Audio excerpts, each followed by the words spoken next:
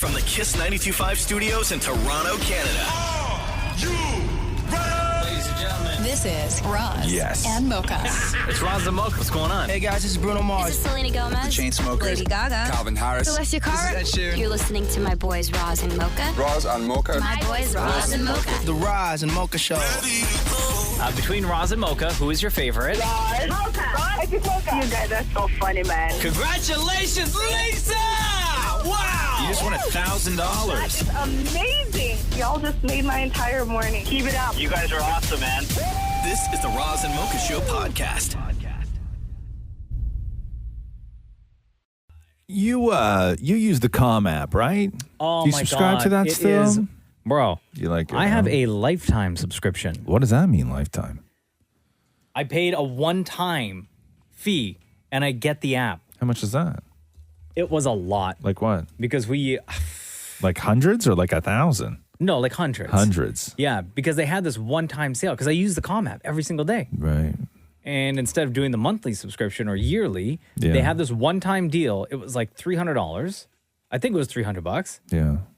And, Lifetime. And you get a lifetime subscription. So And it's for us in our house, like my wife and I both use it every single day. So I'm like, yo, worth it. celebs partnering up with the Calm app is the new it's the new thing. It's the new brand. And we've heard some great ones before. So McConaughey, when he was out promoting his book and doing all this other stuff, he partnered with the Calm app. Yeah. And I guess he just like talks to you and gets you going. It's and like a 25-minute sleep story. okay. And this is the one, I've told this story before, where 3 times I tried to listen to the McConaughey sleep story on the Calm app. Right. And within the first 2.5, 3 minutes, during the intro, like he's just like, hey, it's Matthew McConaughey, here's what's going to happen, right? Yeah. I fall asleep. So I don't even get to the story. So just so you know, the reason we're talking about this is because Shawn Mendes and Camila Cabello both partnered just now with the Calm app. Oh, yeah? Yeah, so here's a little bit of McConaughey to give you a taste of what a celeb does on there. Starlight casts a soft glow across the room, giving faint detail to the shapes of a comforting place. A troop of stuffed animals piled in the corner, organized from big at the bottom to tiny at the top. Oh, my God. Stock of prized possessions sat on Zoe's shelves. Dinosaur figurines, picture books, and a papier-mâché giraffe. Dog, Okay. I feel so relaxed Okay. already. I love this Okay, stuff. remember the Oh, Harry my God. Styles one? So play a little bit of Harry Styles. I wonder if my wife listened to this one already. Because at first she was like, I heard it first. Wives don't listen to the Harry Styles Calm app. They use the Harry Styles Calm app. Okay, you stop. Hello, Just saying. I'm Harry Styles. And tonight, I'm going to help you drift off to sleep. Yeah, this is the one. I told her it wasn't available Some on the app yet. soothing words I'm sure she found it. and calming music. A sleep story. Oh my God, this is so nice. Yeah. Just for you. So then we'll get to Camila Cabello and Shawn Mendes. And now this isn't their example of what they're doing. This is them sort of announcing what they're doing. But you get a sense of how they sound. And so you tell me where you think that Shawn Mendes falls into this world. Every morning, I wake up, meditate, and prepare my mind before starting my day. I've learned that mindset is so important. It's the key to my growth, not just as a musician, but as a person overall. This is why I've partnered with Calm, to bring mindfulness and meditation to as many of you as possible. I'm Shawn Mendes. Listen to my stories and learn how mindfulness has helped me on the stage and off. So this is their Breathe Into It series that they're doing on relaxation on the Calm app. I see it on the app right now. Okay. But they're not, there's nothing there yet. No, okay. Now listen to Camila Cabello. To someone who's struggling right now, you are not alone. Okay, too loud. A couple too loud. years ago, I discovered something that has changed everything for me. Yeah, you're not talking quiet enough. no. Like, listen to everybody else. Yeah. You know what I mean? Read the room. Yeah. It's a daily practice that has helped me become more peaceful and present. No. It's helped me work through anxiety, and it's just kind of making me a better person in 1,000 little ways every day. Stop. Stop. This is Camila, and I'm hoping to share Oh, I the like the way tools she of says her mental name, wellness right? with as many people as we can. Camila. I love you, and I'm sending you a lot of love. Okay, I understand what just it is. dial she's it trying to back do, a little, right? but Dial it yes, back. I don't need to have a conversation which is what she's doing. I need to be relaxed. Right. You know what I mean? Right. I need to hear. This is your dream, eh, Cast a Maury? soft glow across the room. Is this your dream? Your dream come true? Detail to the To get partnered with the Comet? Come in here for a second. Oh, God. A troop of stuffed animals piled in the corner. Yeah, this is your dream. I don't know if I could do that because I don't know. I don't know if it's. I auditioned once for voice on tape for the blind. Okay. Yeah, no, not deaf, blind. Yeah. Where I went into the audition, but I kept screwing up, so I didn't get the gig. But this is your dream, though, right? To do the kidding? Comet. I would love that. You would. Absolutely. But why do you? Because nobody loves their voice as much as Dan Maury loves his voice. We know. I that. love my voice. Did you just say that? Nobody listens as little as Dan Maury does either. So what do you have more? Is this one of the actual stories? This is a bedtime story I found. Oh, okay, cool. Okay, you want to give it a go here real quick? Okay, Mocha, close your eyes. Oh, yeah, let's see. Okay, Mocha, you use the Calm app. So sit your, can you sit? I don't know if you can sit. Do you got your chair there or something like that? You want me to lie down on the floor? Oh, What's my God, that? yeah.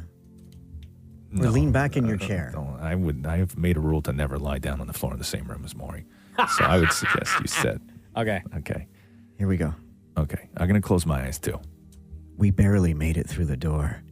Rick slammed it behind us and pushed me up against the wall. Quieter. He pulled my leg. Is this a sex story? It's a erotic bedtime story. No. Dude,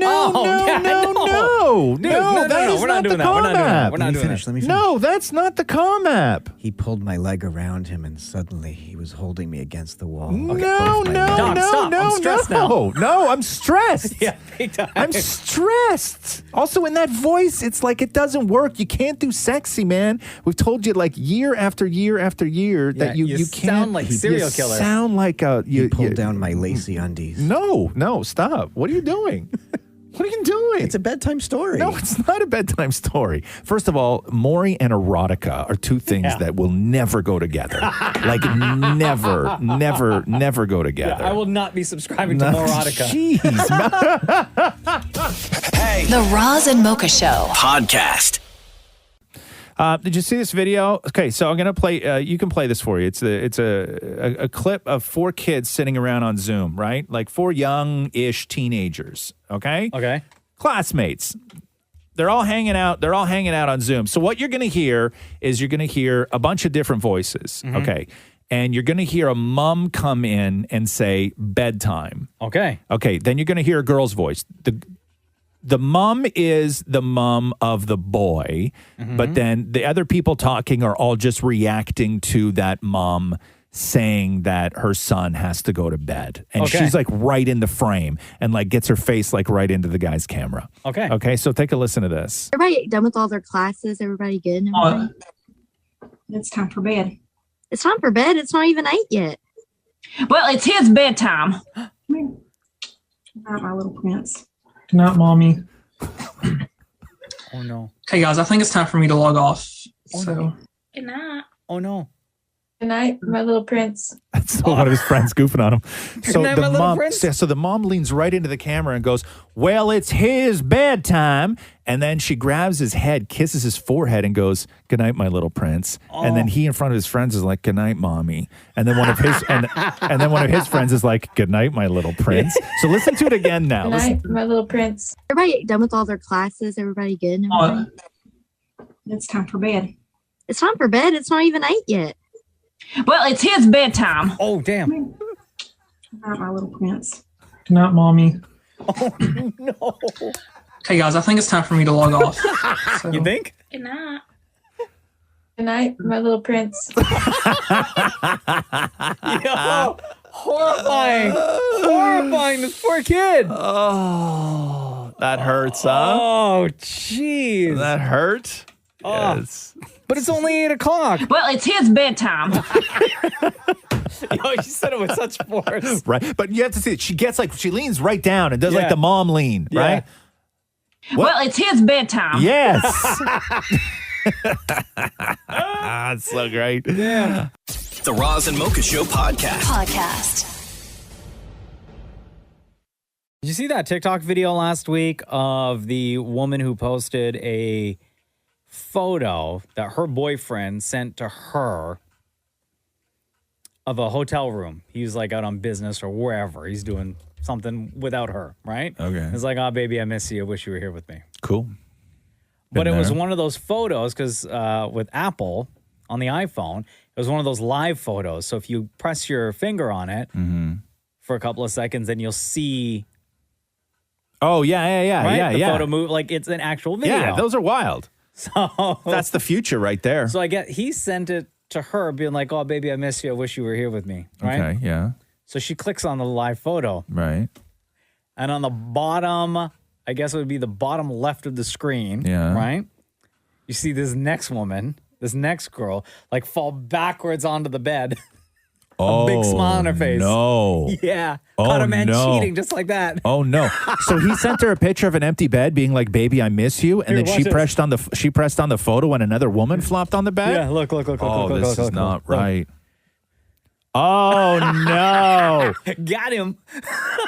Oh, and she looks so happy Yeah, too. you got busted, son. Oh, and I'll tell you the other thing too is that when the mystery woman flops on the bed, Yeah. she doesn't flop on the middle of the bed. She flops on the left side of the bed, which means that she has a side with this guy. Yeah. You know what I mean? Yeah. It's already Right? established. Oh, that's a hell of a way to find out. I know. Also, why go through the lengths? Like, if you are, this is why people are so dumb, man. Like,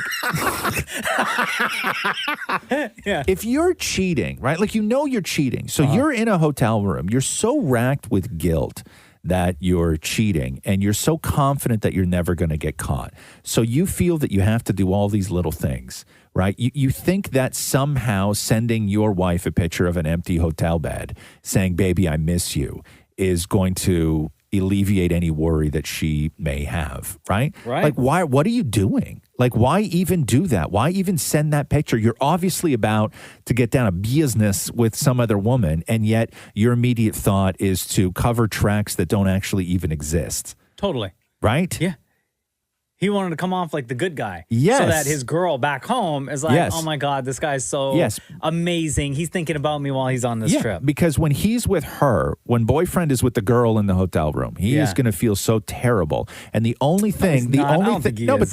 But the only thing that's going to make him feel better is knowing that there's a woman in the world that thinks he's great. Yeah. Right? Yeah. That she's back home thinking, oh my God, that just made my day. So he thinks that he did a good thing, and then Hoochie Mama here's the reward. Yeah. Right? Got And I'm not. busted. I don't know if she's a hoochie. Maybe she doesn't even know the man's got another woman back home. I'm not blaming the woman here, but I'm just saying that guys are dumb. Yeah. Like, that's like, how do you stop that on your phone, by the way?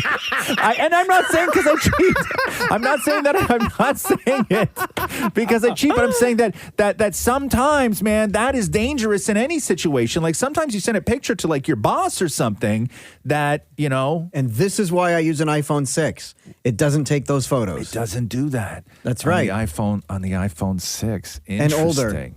Whenever Maury takes a picture, honestly, it looks like he's emailing you a Polaroid. Yeah. Like, it looks like It he's really emailing does. you a picture that he took of a Polaroid. Yeah, Like, they're it's the the worst worst. pictures, the Ah, worst quality pictures on your phone is ever. bad. But safe. Yeah, you're never going to get caught. You're not doing anything, Maury, for yeah. God's sake. Come on.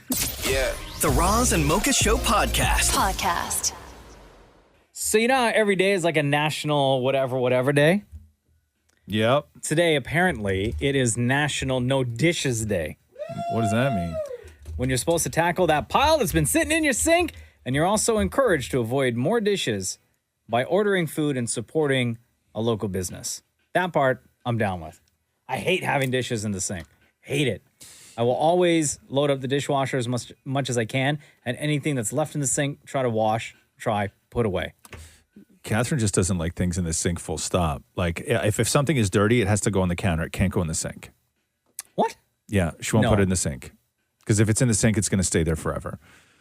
If something's But if it's dirty, in the- if something's dirty, it gets rinsed and then Yeah. it goes on the counter, stacked right on top of where the dishwasher is. So it's ready to go for when you as soon as you empty it. Stuff doesn't go in the sink because then stuff gets wet, and it's not a good scene when you leave stuff in the sink. There's stuff in that I'll leave in this. I'll do some dishes, but there's stuff I refuse to clean, like the garlic press. I don't know how to clean that. You mean you don't know how? Yeah, you do. It's easy. No, there's like little crevices. Yeah, so what? You've never dealt with that before. A poll of 1,000 people looked at the Also, top Maury's got a foods. giant pimple right there on his neck that I'm Let me staring see. at right Oh. now. Oh crap! You can see it. Maury, it on- looks like on you the have a left side? conjoined twin. Oh, no. What's his name? Look at that. Oh, And you can let's tell give him he's a name. it's Let's so give him a name. angry. You've been like screwing with it all day. Because the stuff won't come out. Well, okay, dishes. Sorry, my bad. Got sidetracked. Dishes. We should all wash them, right? Is that what you're saying? Yes. Let's all wash our dishes. A poll of 1,000 people looked at the top foods that we order to avoid doing dishes. Right. Things that you can eat with your hands or eat out of the wrapper or out of the box that it shows up in. Right. You want to take a guess? Yeah. Maury, can you turn around, please? Or leave. Yeah, I can't stare at that big thing, man. cover And talk about food. Right? Don't make me don't make me feel bad. Don't make me talk about stuff. If you get a big giant pimple right there on your neck, okay? Don't start squeezing it at work. I can tell right now you have no tissue in that room. Oh, gross. This is Okay? so gross. So where are you putting it when you squeeze it? When I you're didn't squeeze sitting it there, here. I squeezed it in the car on the way here. Maury, that thing is angry and recently angry, okay? When you came in here, your shirt was all pulled over like your dad just trying to stop you from crossing the street. Okay? This is so gross. Okay? That thing is newly angry, and I know you've been in there all morning screwing around with it. What are we going to name it? So We where gotta give it a where name. did you put it? I didn't know. What are you wiping it on? My pants. Okay. Oh! Thank you. Now we can talk about food. Anyway, What was the according question, to the 1,000 people that were surveyed, Yeah. Pizza? yes. Yeah, okay, pizza's cool. number one All on right. the list, followed by French fries, chicken wings, tacos, burgers, fried chicken, mozzarella sticks, burritos, egg rolls, and hot dogs. There you go. This is the Roz and Mocha Show podcast. So it's Chicken Dance Day. Oh, okay. And here comes Maury. And again, I just think that every year it's a troll job. So Maury was like, every year he reminds us that it's Chicken Dance Day. You know the chicken dance? Yeah, right? everybody knows that. That one? Thank you. Yeah. And every year, Damn It Maury tries, and every year, Damn It Maury absolutely fails to do the simple moves involved in doing the chicken dance. It's very difficult. And I had said to him, I was like, listen, if you're going to do it this year, actually practice. Like, it would be amazing if you actually pulled off one year, like the perfect chicken dance, and then we can sort of just put this away. Because if you go through the years of Damn It Maury attempting to do the chicken dance, I think that he purposely doesn't learn the moves because then he just always gets to come in and act the fool. And screw it up? Right. No, I do try. It's a very difficult coordinated move. Okay, so do you want to go and relive a few before we get into this? Absolutely. Okay. Yeah. So what do you have there? I have here from 2018. Okay. Cheap, cheap, cheap, cheap. Wing, wing, wing, wing. Wiggle, wiggle, wiggle, wiggle. Clap, clap, clap, clap. Cheap, cheap, cheap, cheap. Wing, wing, wing, wing. Wiggle, wiggle, wiggle, wiggle. Clap, clap, clap, clap. Cheap, cheap, cheap, cheap. Wiggle, wiggle, wiggle, wiggle. Clap, clap. Wing, wing. No. Keep going, keep going, keep going. Okay, so that was 2018, Yeah. where he screwed it up big time. Yeah. And then we have 2019. Squat, squat, squat. Cheap, cheap, cheap, cheap. Clap, clap, clap, clap. Wiggle, wiggle, wiggle. Squat, squat, squat, squat. Clap, cheap, cheap, clap. Cheap, clap, clap. So Okay.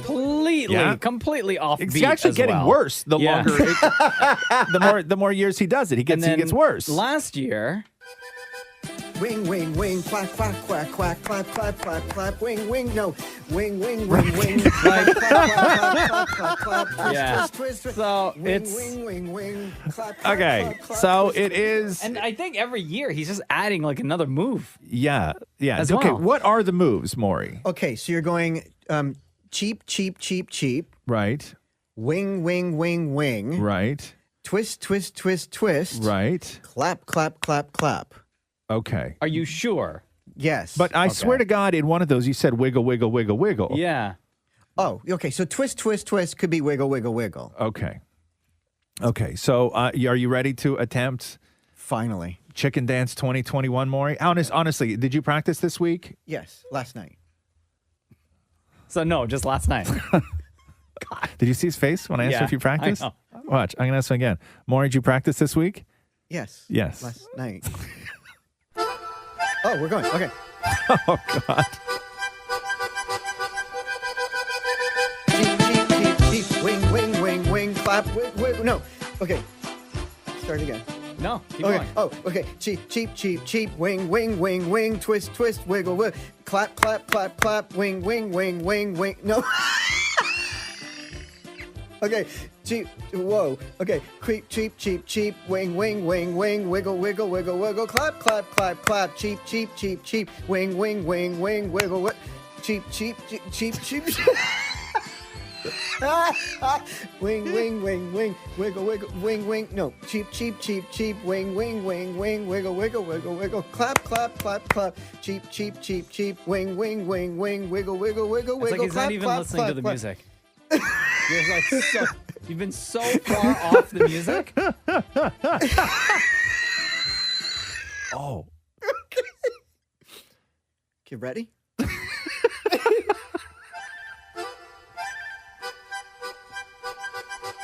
Everybody.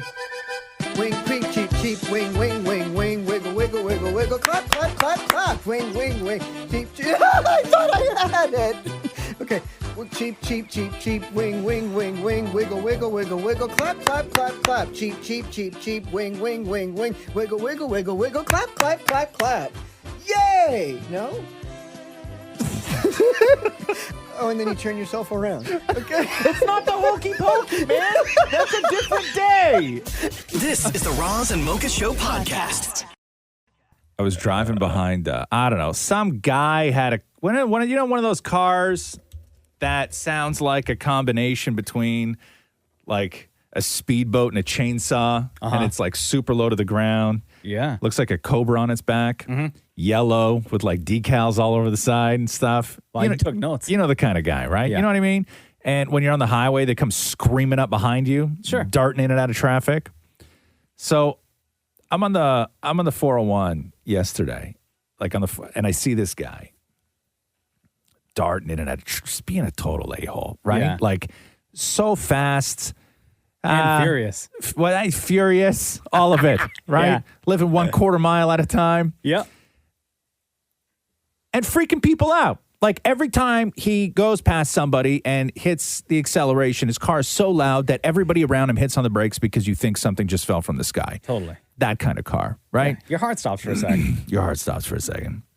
So this guy is just weaving in and out. And then down the 401. Then on to the DVP.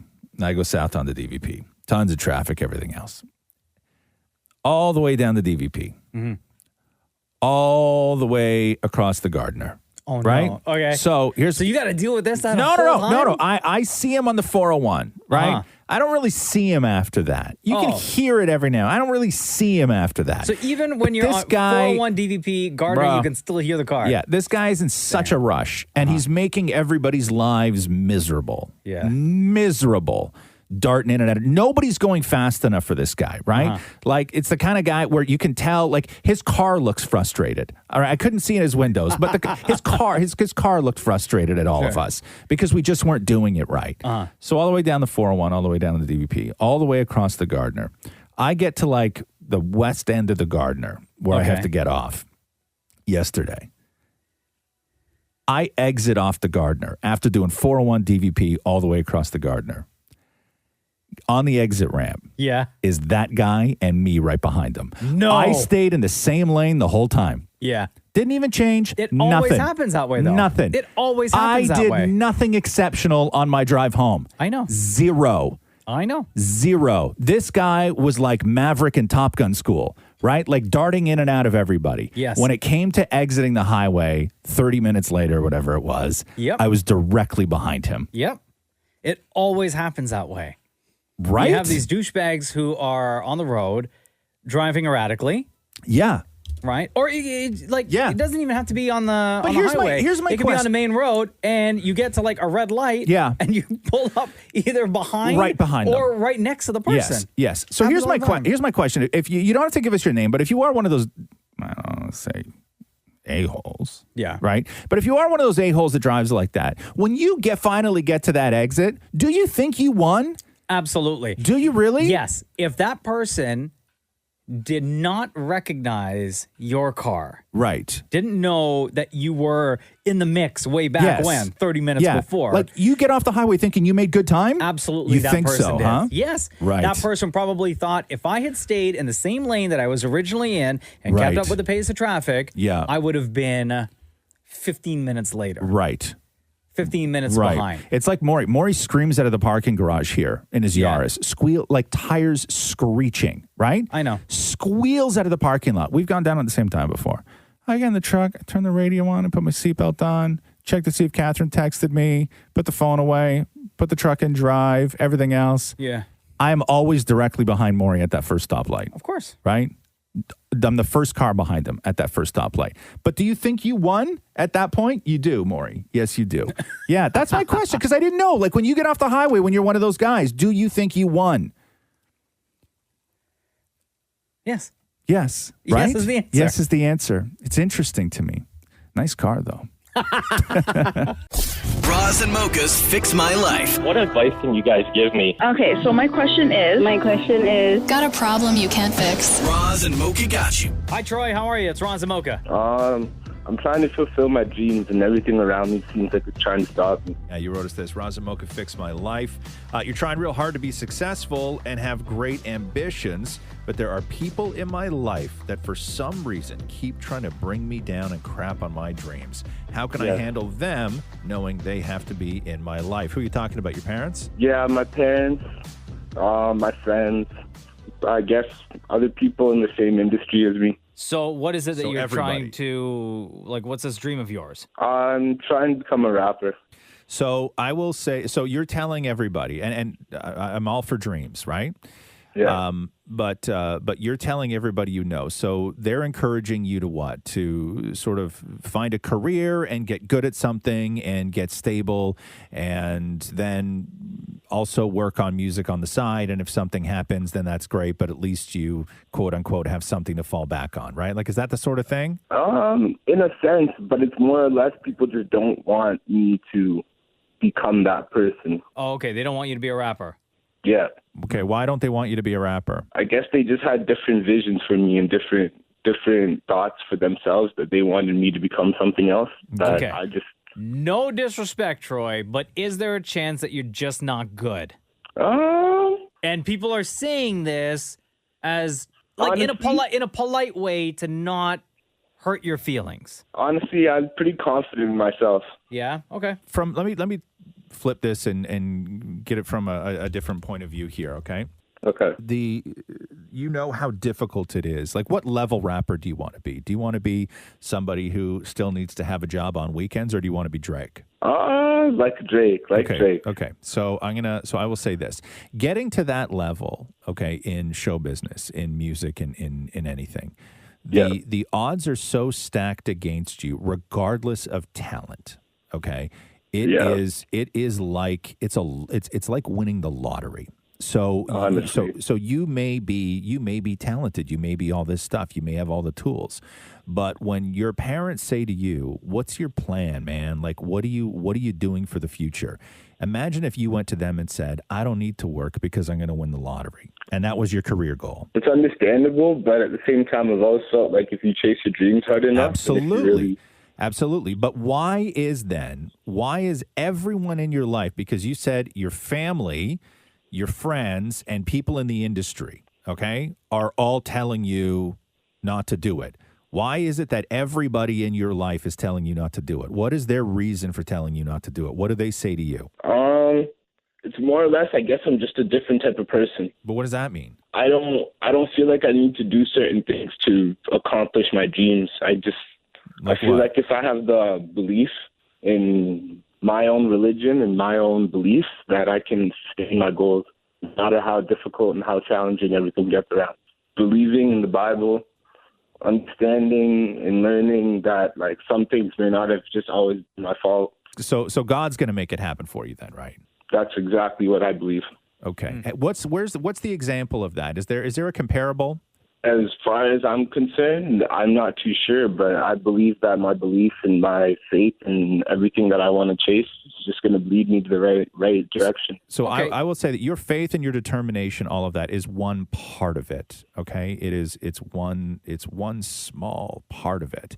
You have to have that drive, and wherever you get that drive from, whether it's religion or your beliefs, whatever, that's completely personal to you. That is one small part of it. But in order to be a success, there are many other things that fall way far outside of belief, man, that you're going to have to do. You're not going to sit around and get tapped on the shoulder and somebody's going to go, "You're next." It's not going to happen. What are you doing to make this happen? You doing shows? You got a SoundCloud? No, I have my stuff on YouTube. Okay. Are you on IG? Yes, I am. What's your IG? Troy JBS. Okay.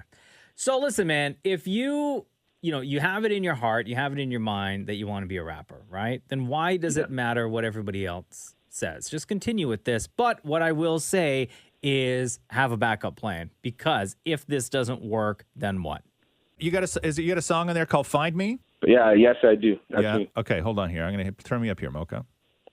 If you're my bro, then you're my brother. We gon' die together. I feel your presence in my heart, and it could last forever. I know you're feeling better days. I hope you ride the weather. And if you're ever feeling cold, I hope you find my sweater. Yeah, I hope you find my sweater. I hope you find my sweater. Yeah, I hope you find my sweater. Mocha?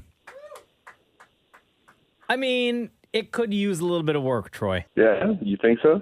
Personally, I'm not the biggest fan of the sing-songy type hip-hop. Yeah. Right? A lot of the mumble rap kind of stuff that's going on. I don't mind it when Drake does it, because Drake does it fantastic. You've only been at this for like 2-3 years. I think you need to work on the craft a little bit more. I don't think you're being honest with him, Mocha. It's not for me. Like, if this popped up on a playlist, I'd hit skip right away. I'm just being real, Troy. Yeah, man, no, honestly, reality is okay to me. I also have my own belief, and I think it's actually really good. I'm going to say after listening to your track, you're going to need a whole lot more than God. Trust me. That's not good enough. I'm going to keep my beliefs. No. I'm saying keep your beliefs, okay? But your level of beliefs mixed with the track that we just heard. Yeah. Okay? One of them is not strong enough, and I don't think it's your beliefs. I think that you believe in yourself incredibly, but the track needs work. Yeah. Keep working on the craft. Okay. All right, buddy? Thank you. Roz and Mocha's Fix My Life. On Kiss. Did you see the clip of those two kids getting vaccinated and flexing on television? What? No? How did I miss this? I don't know. Because, the problem is that they started vaccinating people 12 and up, right? Yeah. So normally when the news crews go out and they do these stories on the lineups and everything else, they're talking to adults. Sure. Who are at least trying to take things a tiny little bit serious, right? 12-year-olds don't take anything seriously. No, everything's a joke. Yeah, and you put a camera in front of their face, and they're going to flex, right? Of course. They're gonna do their thing. So we got two clips here. Here's the first one. Doing my part, we're all trying to work towards the reopening. It's a hot boy summer. Hot boys get vaccinated. Pfizer gang, Only baddies get Pfizer. You're not vaccinated, or else you're a weirdo. You have to get vaccinated. Only the laws get vaccinated. We all need to do our part so that Canada can get back on track. It's got to be summer, Okay. Yeah, hot boy summer. I can dig that, though. Okay, hot boy summer. We have to do what we got to do so we can get back on track. Here's the That's a other smart jabroni. kid right there. My name is Jorge. I'm excited to get my vaccine. If you don't get your vaccine, you're a waste man. So get vaccinated, just do your part. Pfizer gang, Pfizer gang. Yeah, that's the most Toronto thing. Pfizer gang. I love it. You're a waste, man. So stupid. Yo, but people didn't have a hard time booking. No, not this at all. 18 plus situation, right? Yeah. Or parents for their kids, because they're saying, 12 to 15 can get vaccinated. People didn't have a problem. No. Based on what I saw online, right? Well, you didn't. Yeah, and normally you see the outrage bubble up to the top kind of thing, right? When everything starts going wrong. But so now that the 12-year-old's hot boy summer, look out, right? Look out! As if a 12-year-old is standing there. Why are you getting vaccinated? Hot boy summer. I'm 12. It's so crazy. And it's so crazy. How have the news folk not figured out that stuff like this is going to happen. Of course, I think that they knew. Like you have to know that you're going to walk in line and somebody sends you out to talk to kids. Throw some entertainment in there. That's going to happen. You know, a little Ute is going to spit out. Yeah, they didn't cut away. Like they didn't. No, well, he wasn't swearing. Yeah, right? yeah. No, He was they're having just some fun. Whatever. Yeah, he's talking smack. It's all good though. But no, so that is like, God, 12 years. Like that's now. Like my kid is just on the other side of being able to get a shot, right? Because she's 11, so she's just on the other side of that. My actual family, the whole house is going to be vaccinated. How old are your brothers? My brothers are 16 and 17. And did they get their shot yet or no? They have an appointment. They do. Wow. Oh, nice. Yeah. What are they getting? Do you know? Pfizer? Probably. Are they Pfizer gang? Pfizer gang. Because they don't want to be waste man. Right. At all. The Roz and Mocha Show Podcast. Did you see Chris Rock on the Tonight Show last night? I did not. Oh, my God. First of all, Chris Rock's the best. I do like him. But I guess that now that they're having in-studio guests, they got to sit like really far apart. Like they got to do all the weirdo COVID protocols, of course. Even if you're fully vaccinated. Yeah. And there's no better person to sit in that chair way far off than Chris Rock. Wait, how far am I away from you? I can't hear you. I can't hear you. Wow. Do I need a bus transfer to answer the question? We got a walkie-talkie. What the hell? Yeah, this is it, man. What? This ain't a talk show. This is a yell show. How are you doing? It's a holler show. Yeah, it is. What the hell is going on? This is my first COVID talk show. Yeah, it's bizarre, right?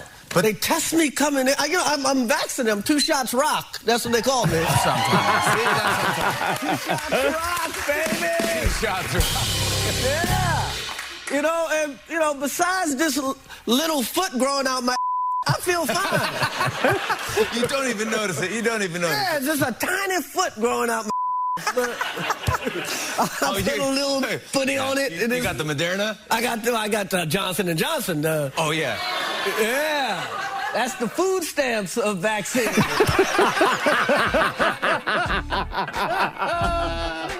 Yeah, you know what's so weird is you don't hear too much about Johnson & Johnson. I don't know. Yeah, because we can't get it here, right? We can't get it here, yeah. no. But you only hear, and maybe it's because just we're in Canada where you only hear Moderna, Pfizer. I mean, even on social, you never hear somebody going, "Got my No. J&J," No, right? No, at all. Nobody. So Chris Rock got 2 shots. It's like you get that from a guy on the street. So I wonder now.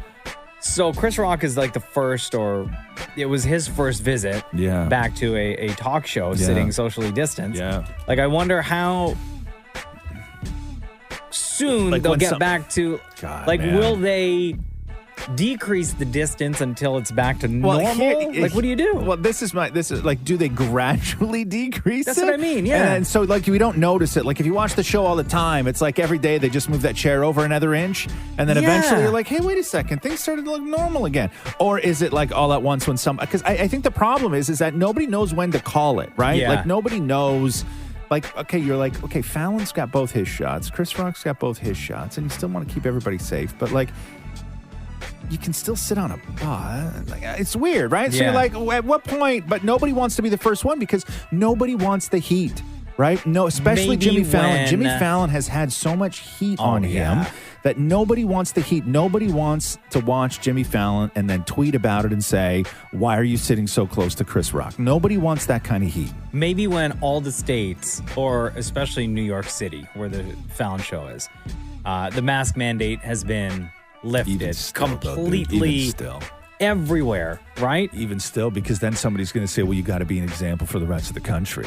You know, you have to do all this So stuff. then they got to wait for all of the U.S.? I don't know. I don't to have know. everything open? That's I don't crazy. know.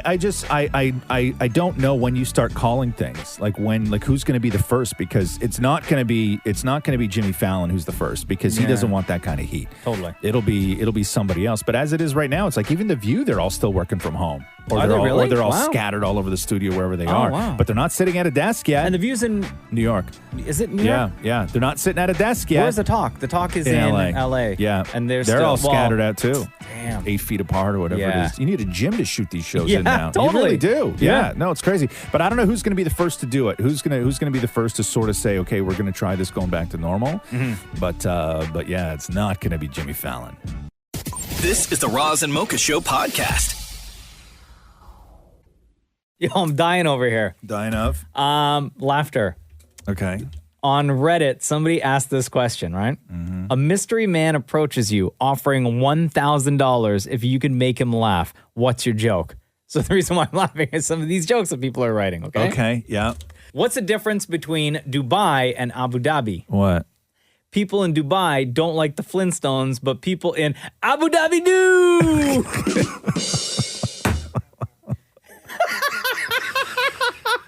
What if that guy's never seen the Flintstones, though? Right? A bear and a rabbit are pooping in the forest. This bear turns to the rabbit and says, "Do you have a problem with poo sticking on your fur?" "No," answered the rabbit. So the bear wipes his butt with the rabbit.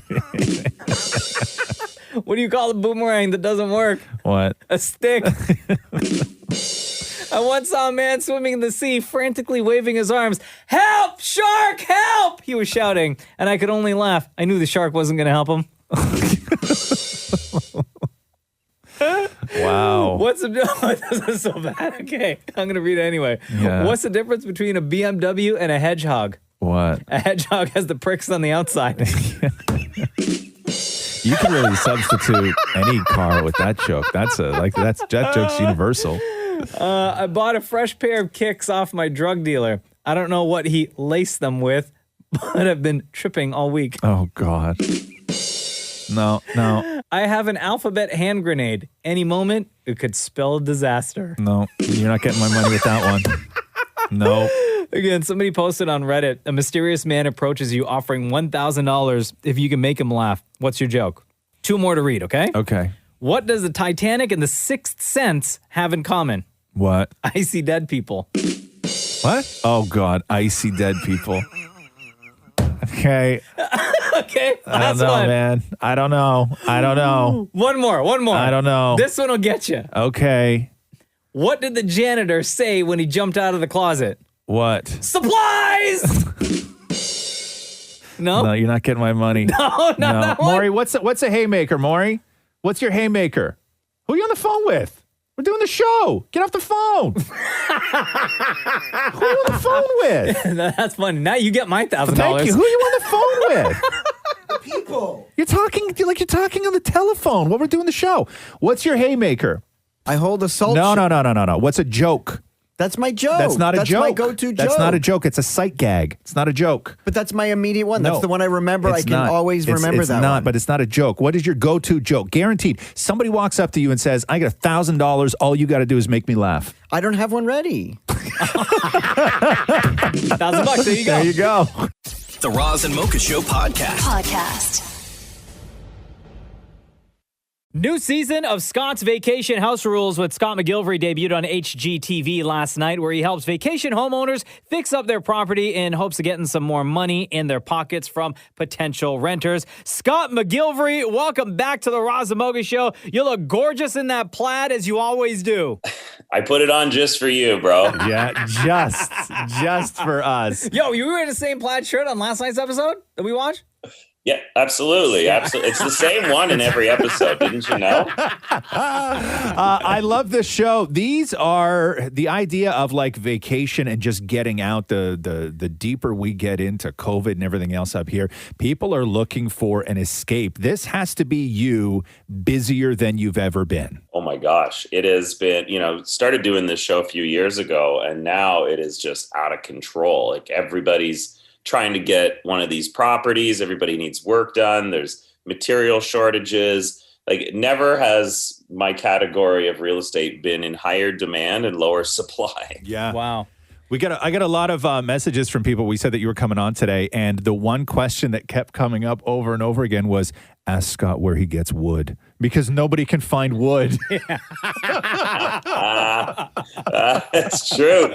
It's like a rare commodity. A sheet of plywood is like pretty much like you have to be a millionaire to buy a skid of plywood these days. It's insane. So now that we're going into summer and like people are planning these big projects or whatever projects for their homes, like what would you recommend to somebody when supply is so short? Like, what do we do? Yeah, you got to pivot, man. You got to do some house hacking right now. So some things are definitely in short supply. If you need 2x4s, if you need plywood, if you need a new kitchen, all of those materials are really hard to come by. So what we're doing is we're kind of rethinking some of these renovations so that our costs don't get out of control. We're reusing and painting paneling, for instance, whereas we would normally pull down the paneling and start fresh.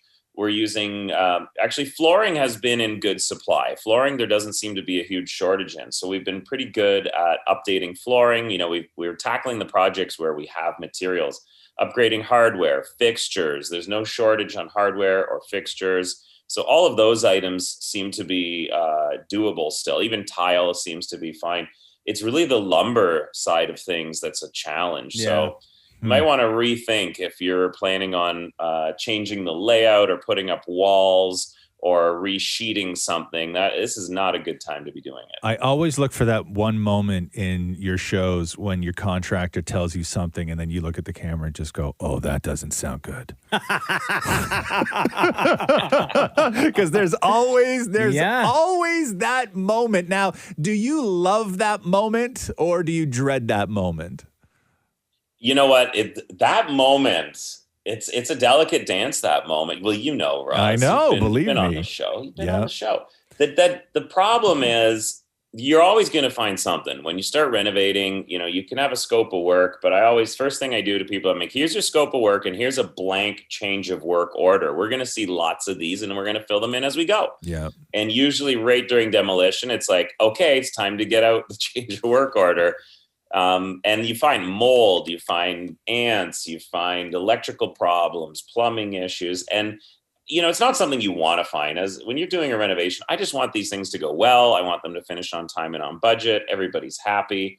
But the producer in me sees these and says, we got a show. Yeah. We got a show. I'll tell you, for anybody who doesn't know, the cottage that I have, we did it on Scott's show years ago on Income Property years ago. And the day Scott told me that the deck was rotten, okay, was like a terrible day where the contractor looked and Scott went, oh, that doesn't look good. And then Scott came to me and was like, oh, that doesn't look good. And then I'm like, oh man, like that like really sucks. And, you know, I'm going to get like help and we're going to get the deck we need. I've never seen somebody so happy as the day Scott took a giant chainsaw to my deck, right? It was minutes after, oh, that doesn't look good to where's the chainsaw? Yeah. Right? Like it's just in that moment where you could really see that you love those things. Oh, well, listen, you had a pathetic little deck and had to go anyway. Damn. Bro, you didn't have to say little. You could just say, even like pathetic would have been fine. Yeah, because you know Mocha's going to bleep that now and then... and it's going to sound awful, and I'm going to have to hear that for the rest of my life. Thank you, Scott McGillvray. Scott's Vacation, House Rules, 9 p.m., HGTV. One final question for you. When you are walking into a reno situation, is there a room in a home that you absolutely love to take on a project in? And is there a room in the home, in somebody's home, that you absolutely hate dealing with? That's an interesting question. I would say, you know, the main living space is probably the best for me, especially in vacation properties where you might have like vaulted ceilings or exposed beams. Sure. I feel like that's the biggest bang for your buck. I have a rule when we reveal one of these properties is that's the first room I take people into. I'm like, I don't care if there's a mud room. I don't care if there's a hallway or there's 5 bedrooms on the way there. We're going straight to the main space, the living room. And that's what is going to sell this property for people, right? Right. Because you can usually see the kitchen, dining room. Rooms that I don't necessarily love, like laundry rooms, just don't do it for me. Yeah, boring. We get them done, right? They're clean and everything. But I really, in the show, I'm just like, you know what? Let's skip the laundry room. I don't think people are like waking up in the morning thinking, geez, I really got to see a laundry room transformation today on HGTV. I think we've seen enough. Yeah. Oh, you're the best. Scott McGillvray, we have so much love for you, brother. Thank you for always making time for us on the Roz and Mocha Show. Scott's Vacation, House Rules, HGTV, every Sunday night at 9. Thanks, guys. Thank you, brother. Take care, man.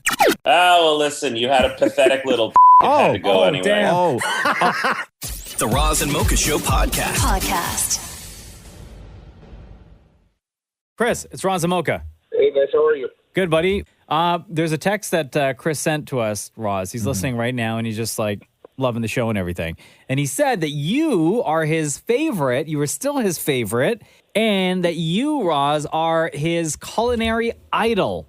Excuse me? Yes. Wow. So the reason why we wanted to call Chris is because on the show, Roz, like you're famously, have given out recipes, right? Right. Things that you have worked on, things that you've experimented with. And we get a lot of questions from people on technique. And some people have tried to make some of the things that you've specifically mentioned on the show, the way you make them. Right. So, Chris, have you gone through that motion? Have you made anything that Roz has kind of given step by step? Well, Roz was actually the inspiration for me asking for a sous vide for Christmas. Oh, yeah? Oh, okay. Wait, did we talk to you before? Yes, you did. Yeah, and you did chicken, right? Or no, you did steak. No, you did chicken. No, We told you to do steak. I did chicken after you guys told me to do chicken. Yeah. Oh boy. How was it? The best, good, right? I probably went through about 3 Costco-sized packs of chicken in about a week. Yeah. Yeah, the best. It's a lot of chicken. Now, did you try steak? Because I'm pretty sure we would have recommended doing steak in the sous vide. Yeah. Now, I will tell you guys this. I'm not trying to advocate for Costco, but that's where I get the meat from, and it's some of the best steak I had was in the sous vide from there. Yeah. Well, listen, you shouldn't have to justify that because oftentimes the people with the biggest contracts get first pick at meat, and Costco is an incredibly large buyer, and that's why people are always like, oh my God, why are the steaks from Costco so good? Well, there's a reason for that. Yeah. No, it was fantastic. And I was looking online, and I actually found something that I might get Roz for Christmas. What?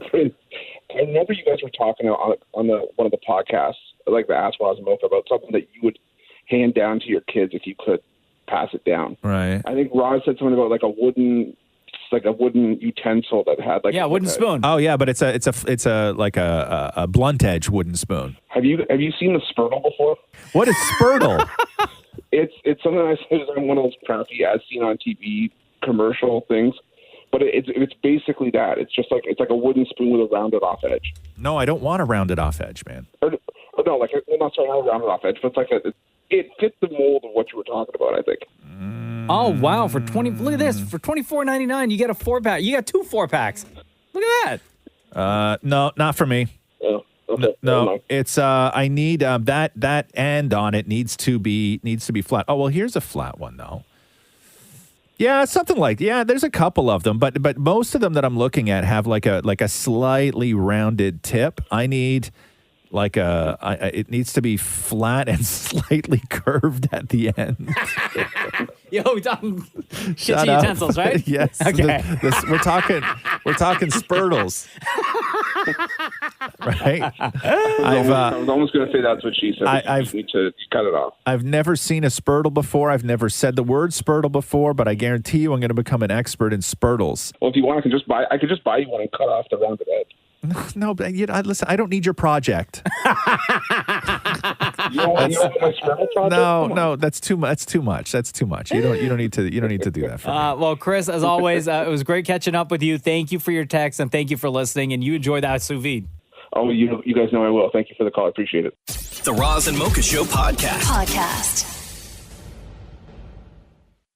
Hey, Jackie, how are you? It's Roz and Mocha. Good, how are you? Good. Okay, Roz, Jackie is a cat owner just like you. Oh, yeah? How many cats you got? Just one. Just one, okay. Roz has 3, and Jackie sent us this note that says, I was listening to your latest podcast talking about cats on Zoom, and I have the most stressful story because we were talking about cats always being in the way when you're trying to work from home and stepping all over things and like not caring whatsoever, right? Yeah, eating your wires, your feet, all that stuff. So Jackie says this, I recently finished my medical lab tech program and all I had to do was pass my certification exam.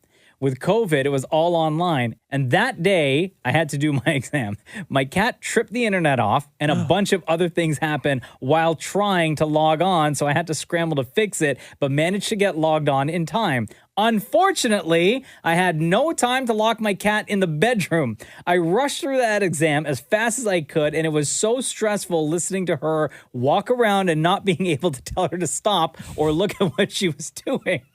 Or the proctor would have heard and seen and thought that I was possibly cheating. Thankfully, I passed, but I may have had 2 heart attacks and bawled my eyes out on camera, being recorded in the process. Oh, no, what a stressful time for you. What's your awful cat's name? Buttons. Buttons. Damn Buttons, huh? It's always the ones named Buttons. Ruining your life during your online exam. That sucks. I was doing an interview not that long ago, and I thought I was being super subtle, but then I saw a clip of it back, and my cat was like, I have all this gear set up, right? And stands for computers and all of this stuff. And then as I was sitting there, I have to sit in the exact same spot, right? Keep my focus, like, of my camera and my mic. Like, I'm all wired up, right? Sure. And then underneath the whole thing, like all my stands and everything else, I just see a paw coming out to try and grab onto my wire that's coming down off my jacket as I'm doing an interview, right? And the cat had crawled behind everything and then made his way through underneath all the mic stands and light stands and everything else. And his paw was coming out, and he just wanted to grab the microphone off my jacket just out of the view of the camera. And I was thinking that I was being super, super subtle, where I was like, you can't see that I'm looking off camera, like trying to flick his hand and all this stuff. And you could totally tell when you watch it back. But I was like you. I looked like I was distracted by something, right? No. Like I looked like the guy that didn't know what he was doing, and every now and had questions being handed to me. Sure. Right? Like I looked like an amateur, but I was being attacked is what was happening. Quietly attacked. And the problem is now this far along in COVID, like when COVID first started, if my cat was attacking me, I would grab the cat, hold it up to the camera, and go, hey, working from home, right? And everyone thought it was cute because everybody was going through it. Thank you. Now we're all expected to have all our stuff together, and you can't introduce the cat for fun anymore. Yeah. Right? So you sit there and you suffer in silence. Basically. Yeah. So what happened with you, Jackie? Were you like during this time just, although you're trying to concentrate on your exam, in your mind, you can only think about that damn cat, damn Buttons? Oh, yeah, no, 100% the entire time that I was going through it. Because as soon as I hit write exam, the cat came running out of the bedroom. And just all I thought about was, don't trip the internet, and rushing through it as fast as I could. And then what did Buttons do? Trip the internet? No, she jumped up on the shelf, and I was like, oh, don't you freaking dare. Oh my God. We locked the cat in the bathroom yesterday. Yeah. After Catherine emptied a bottle of water on him. Like we have a spray bottle, right? And he gets shot if he does something wrong. Yeah. And he went in the bathroom. He was so soaked from being just such a little jerk, right? That Catherine locked him in the bathroom. And then like 40 minutes later, I went in the bathroom. And I was like, oh, my God, Moo's in the bathroom. She's like, yeah, he was in a timeout. Oh, no, right? for 40 minutes? Yeah, okay, but this is the cat. This is like, he's such a boy. He's such a teenage boy, okay? So I walk in, I open the door. I'm like, hey, Moo, what's going on? I'm like, you can leave. I leave the door open. And he's lying on the bathroom floor. And he was just like, look at me like, no, I'm cool. And he just put his head down. So dramatic. So dramatic, right? It's so dramatic. It's like if you're a mom and you start taking all your kids' toys away, right? And then the kid looks at you and goes, that's fine. Look, I don't need to do anything. I like the space. Yeah. I like the space now. Right? Take it all. Just take it all. Take it all. Yeah, take so it. much Didn't want room it in here anyway. now. So much room in here, right? Like he's that well, guy. Jackie, thank you for sharing your story, and we're happy that everything worked out and that you've passed your exam. Thank you, yes. And thank you for joining us on the Roz and Mocha Show. Thanks for having me. The Roz and Mocha Show Podcast. Sacha Baron Cohen on the MTV Movie and TV Awards. I totally forgot those awards were on last night. Yeah, so did I. I'm just catching up now. But What did he do? Something crazy? No, he came out and did he did Borat talking to Ali G. And then Sacha Baron Cohen came out to talk to those two guys. Like it was all shot like with all of them on stage at the same time. Oh, because it was a pre-recorded segment because of COVID, right? So it starts off, and Sacha Baron Cohen won, I don't know, like a Comedic Genius Award or something like that, some made-up MTV award. But when they cut to the acceptance speech, it's Borat at the podium. Yeah. Then Ali G walks in and starts arguing with Borat, and then Sacha Baron Cohen walks in and starts arguing with those two guys, and then kicks them out. And then much later on, Bruno came in. But here's so here's a little bit of how it started. I like you. Do you like me? No, I was well off with you. I was using my nan's Amazon account to buy my Julia birthday present of some cat litter. Then me accidentally pressed on your movie, innit? Was it nice? No, it was whack. The only good bit was in that hotel room when that fly honey in the blue dress was about to be boned by Rudy Julie Andrews. And then you come in and ruin it, innit? Ali. Well, if it ain't Sacha Baron Cohen. I'm afraid you're going to have to leave. Is it because I was black? No, you're not black. You are black. Not. You're a white suburban kid who's co-opting black culture. Who is you to say that? Well, actually, I created you. You created me. That is typical white privileges, isn't it? Just like Elvis Presley claiming him created reggae. Right, listen, just go. Go. Thank you, MTV. I'm just a human being creating complex, nuanced characters, sophisticated tools to expose What's up? Did somebody say, as they want me to expose? And then Bruno walks in. And then Bruno walks in. Jesus. No, actually, I'm not Jesus, although I have been nailed to a cross a few times. And by the way, I've got a lot more followers than Jesus in Asia. No big deal whatsoever. You know what, right? Before anyone else does it, I am officially cancelling myself. I was actually really looking forward to this after losing at the Oscars. Keep it. Wow. Bruno showed up in a almost like an Angora pink sweater with nipples. No. Roz and Mocha's Fix My Life. What advice can you guys give me? Okay, so my question is... Got a problem you can't fix? Roz and Mocha got you. Hi, Laura. Welcome to the Roz and Mocha Show. What's going on with you today? So I'm humming and hawing about having a third child. What do I do? Should I have a third? I need a drink for this one. These are tough. These are tough questions. So you wrote this, Roz and Mocha Fix My Life. You don't know if you should have a third kid. You already have 3.5-year-old twin boys. Wow. And for about the past 5 or 6 months, you've been seriously considering having another one. Your husband says, whatever I choose, he's fine with, so there's no help there.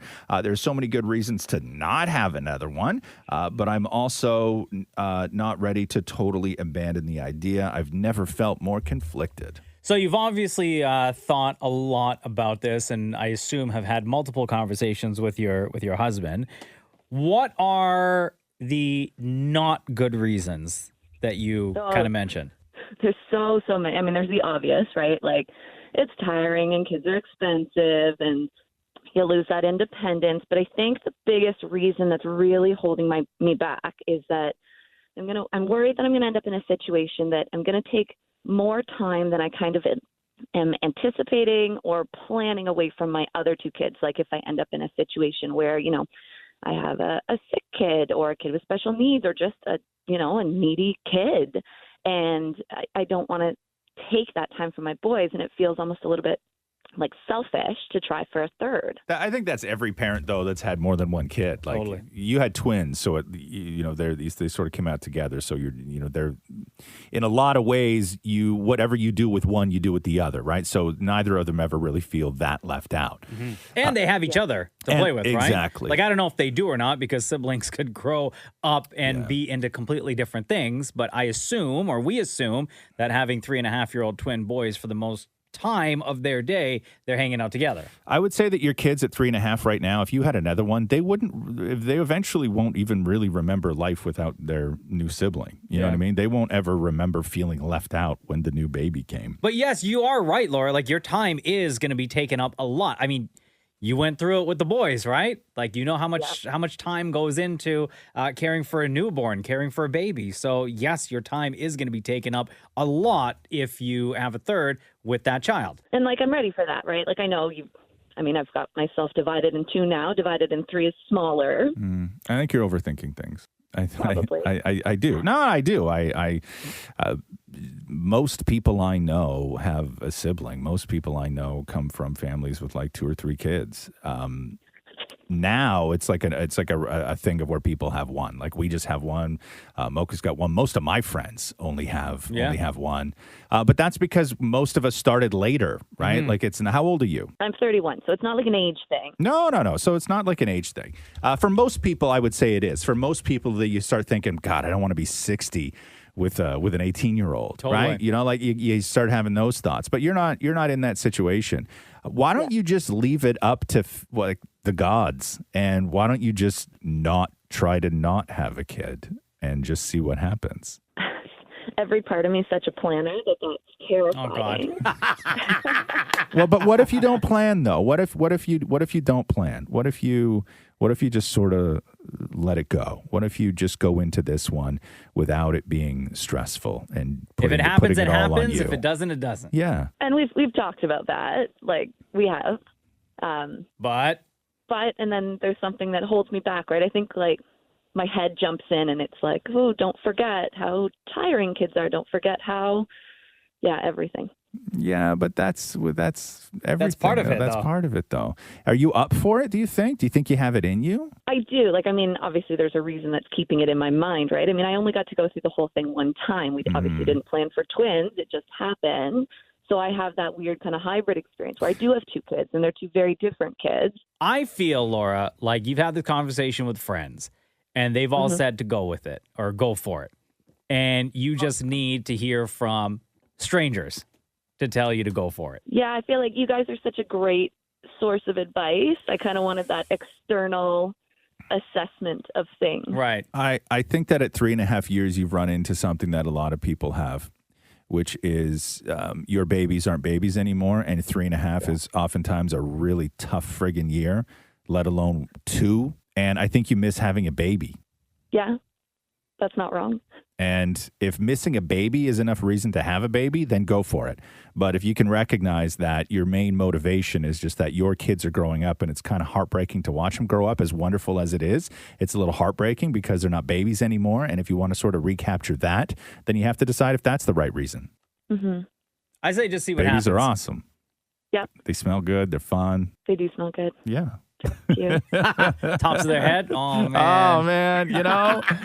But I think that you're putting it together a list of all the reasons why to not have one, but I think you should just focus on all the reasons why you do want to have one. And then and then see where that takes you. Don't go into this with a negative point of view. Oh, if you're going to talk about a baby, only talk about the positives. And if there are enough positives, then you're going to know. Okay, that's good advice.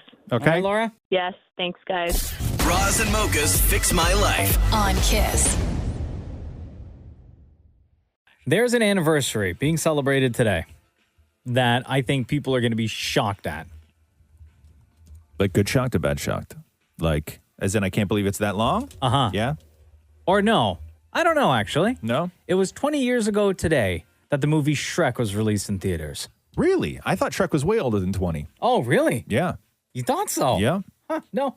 It was May 18th of 2001. Somebody once told me the world is Mike Myers, Eddie Kept Murphy, this song Cameron alive, Diaz. made Smash Mouth an incredible amount of money. Of course, still to this day. Yeah.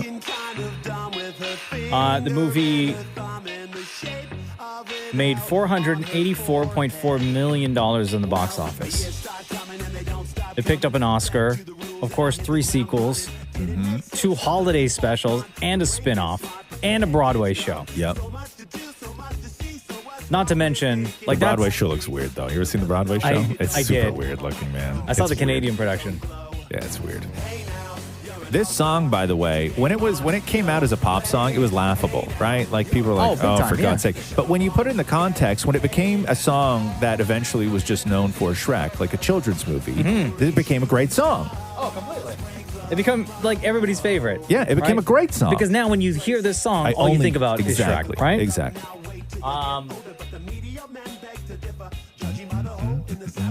So the entire franchise, $3.5 billion. Oh, sure, yeah. Right? My God. Because you've got to think about like all the merchandising as well, all the toys and clothing and stuff. It was originally a 28-page book from 1990 that was then eventually started to be put into development for a movie. Nicolas Cage was offered the role of Shrek and passed. To do the voice? Mm-hmm. And then... That's weird. I can't even picture that. The original voice of Shrek was not Mike Myers. Who was it? It was Chris Farley. Oh, really? Yeah. And he had recorded almost the entire movie before he passed away in 97. Really? Yeah. So he had gone through and did all the voice work for Shrek, and then he passed away, and they went and found Mike Myers. Really? And they didn't tell Mike Myers that Chris Farley was the original voice of Shrek. You know how Mike Myers found out? How's that? Because Mike Myers, he agreed to do the movie because they had already cast Cameron Diaz and Eddie Murphy and John Lithgow. Yeah. So Mike Myers was like, yo, great cast. Yeah. Mike Myers found out that it was Chris Farley after he'd like done some of the voice work, and they had like a little clay figurine of Shrek. Right. Of what he's going to look like. Yeah. And then Mike Myers said, hey, did you guys cast Chris Farley for this? Because this little clay model kind of looks like Chris Farley. And then they were like, yeah. Really? That's how he found out. Oh, my God. Because Shrek does kind of look like Chris Farley. Right? Yeah. And then I also found out Cameron Diaz was also second choice to play Fiona. Janine Garofalo was the original voice. Really? She got hired. Yeah. And I guess she did some voice work, and they weren't feeling it, so they fired her. Wow. Who knew Shrek was full of so much scandal? Right?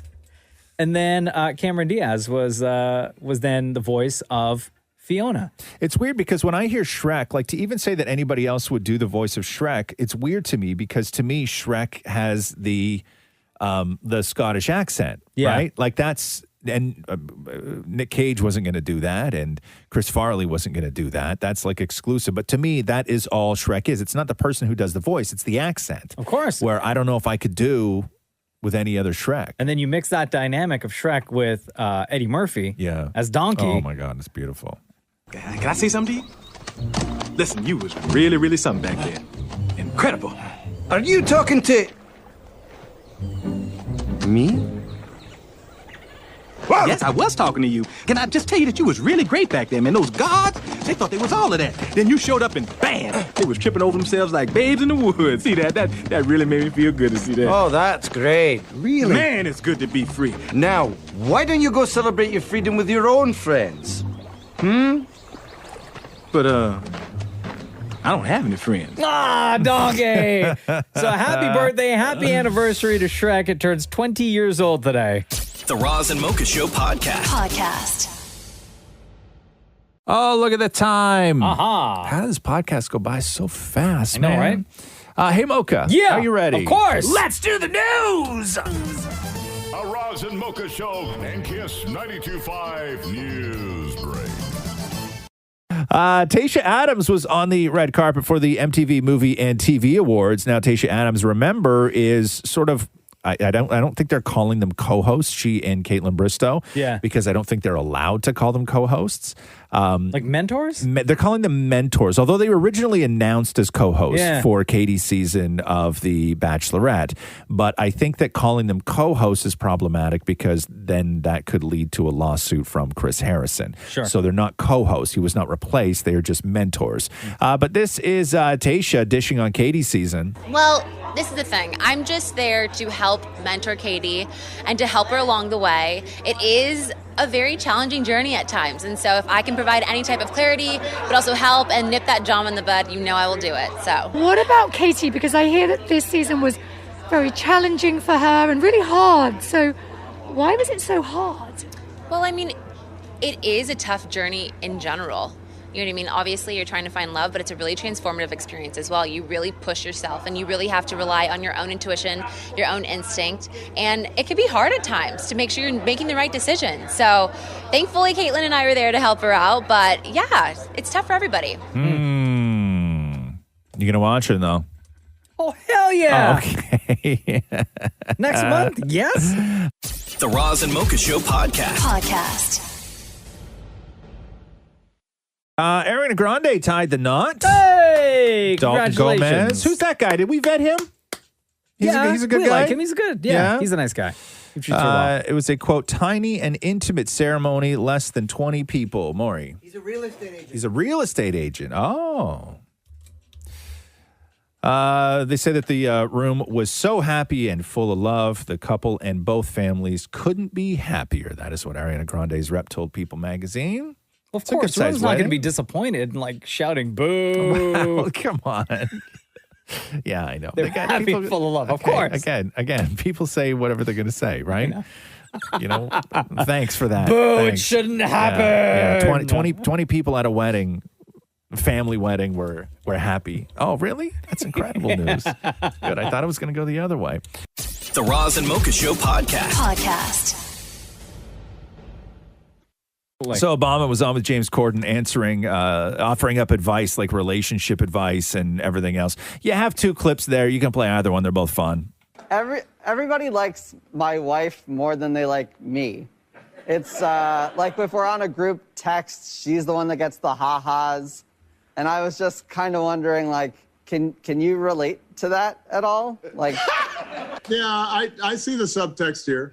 Oh, no. Sadly, I can relate. And I think that, you can try to be funnier or more charming, but that's probably a losing battle. It's helpful, by the way, if you have a joint bank account so that when she outsells you in books, you don't feel bad about it.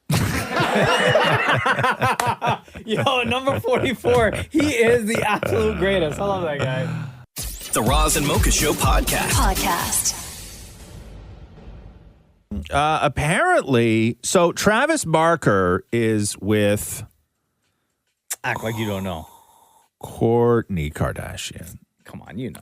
I actually don't know. Yes, Kourtney. Okay, so Travis Barker is with Kourtney Kardashian, and they're like super heavy. Travis Barker's ex-wife, Shannon Moakler, divorced him in, I guess they started in like 2006, and then it became final in 2008. Okay. So again, Travis Barker currently with Kourtney Kardashian. I saw she tattooed I love you on his arm the other day. Right. Uh-huh. So now Travis Barker's ex-wife is claiming that one of the things that prompted the divorce all those years ago was that she caught him having an affair with Kim Kardashian. No. This is back when Kim was Paris Hilton's closet organizer. I completely forgot. Right?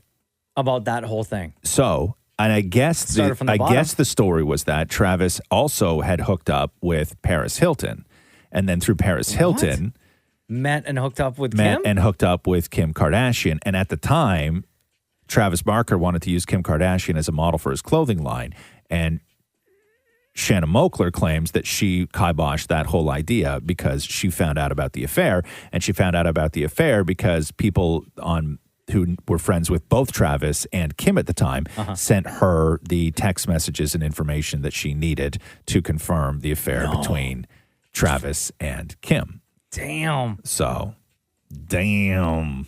Tattoo removal. Damn. Right? Wow. Now, do you think Kourtney knew? Kourtney knew, right? Of course she knew. Of course she knew. Back then? Yeah. You just don't care all these years later. You don't care. How long? Right? How long ago was that? I don't know, like 2008. Oh, yeah. Right? 2006, 2008, something like that. Yeah. You don't care, right? Water under the bridge, that's fine. Yeah, I think they're okay with it. Okay. Some people would not be okay with that. A lot of people would not be okay with that. I'm fine with it. Doesn't never bother me. They're like that family. They're in a whole next world, right? Yeah, true. The Roz and Mocha Show podcast. Kristen Bell was. I know. She was talking about how she was treating depression with magic mushrooms. That's the thing. The drugs? People do that. Yeah. You ever taken mushrooms? Never. You ever done shrooms? No, No, never. hell no. Not me neither, man. Not I know me people who neither. have. Yeah. They go bonkers? And What do they do?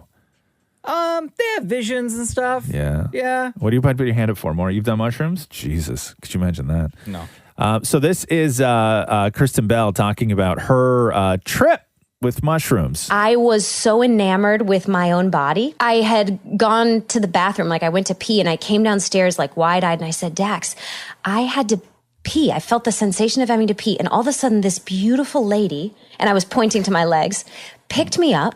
She walked me down the hallway. She sat me down on the toilet. She rolled a little roll of toilet paper for me and just put it on my lap. And now I'm back out here. But like in my head, I had separated this body that had done so much good in my life, that has taken me through happiness and pain and workouts and laziness. And I was just like, couldn't stop touching my legs going, you're so strong. You're so elegant. Oh my Right, God. bro. That is not for me. What That a is not the life trip. for me. At all.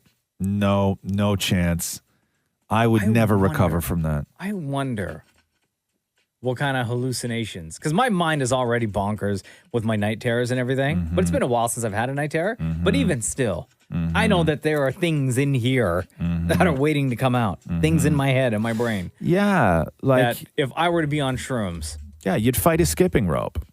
Yeah. You know what I mean? Like all the skipping ropes. Yeah. Come at me, bro. Yeah. Come at me, rope. Yeah, like I couldn't deal. I couldn't sit there and talk to my foot, right? Like, and consciously, but not really knowing what it is you're doing. Like she looks at her legs differently now, and always will. And maybe that's a good thing. Maybe it's a way to explore, and people use it to sort of go deep, and all this other stuff, right? Like I know that there's an actual science to this, and it has helped in an incredible way a lot of people, but I just could not.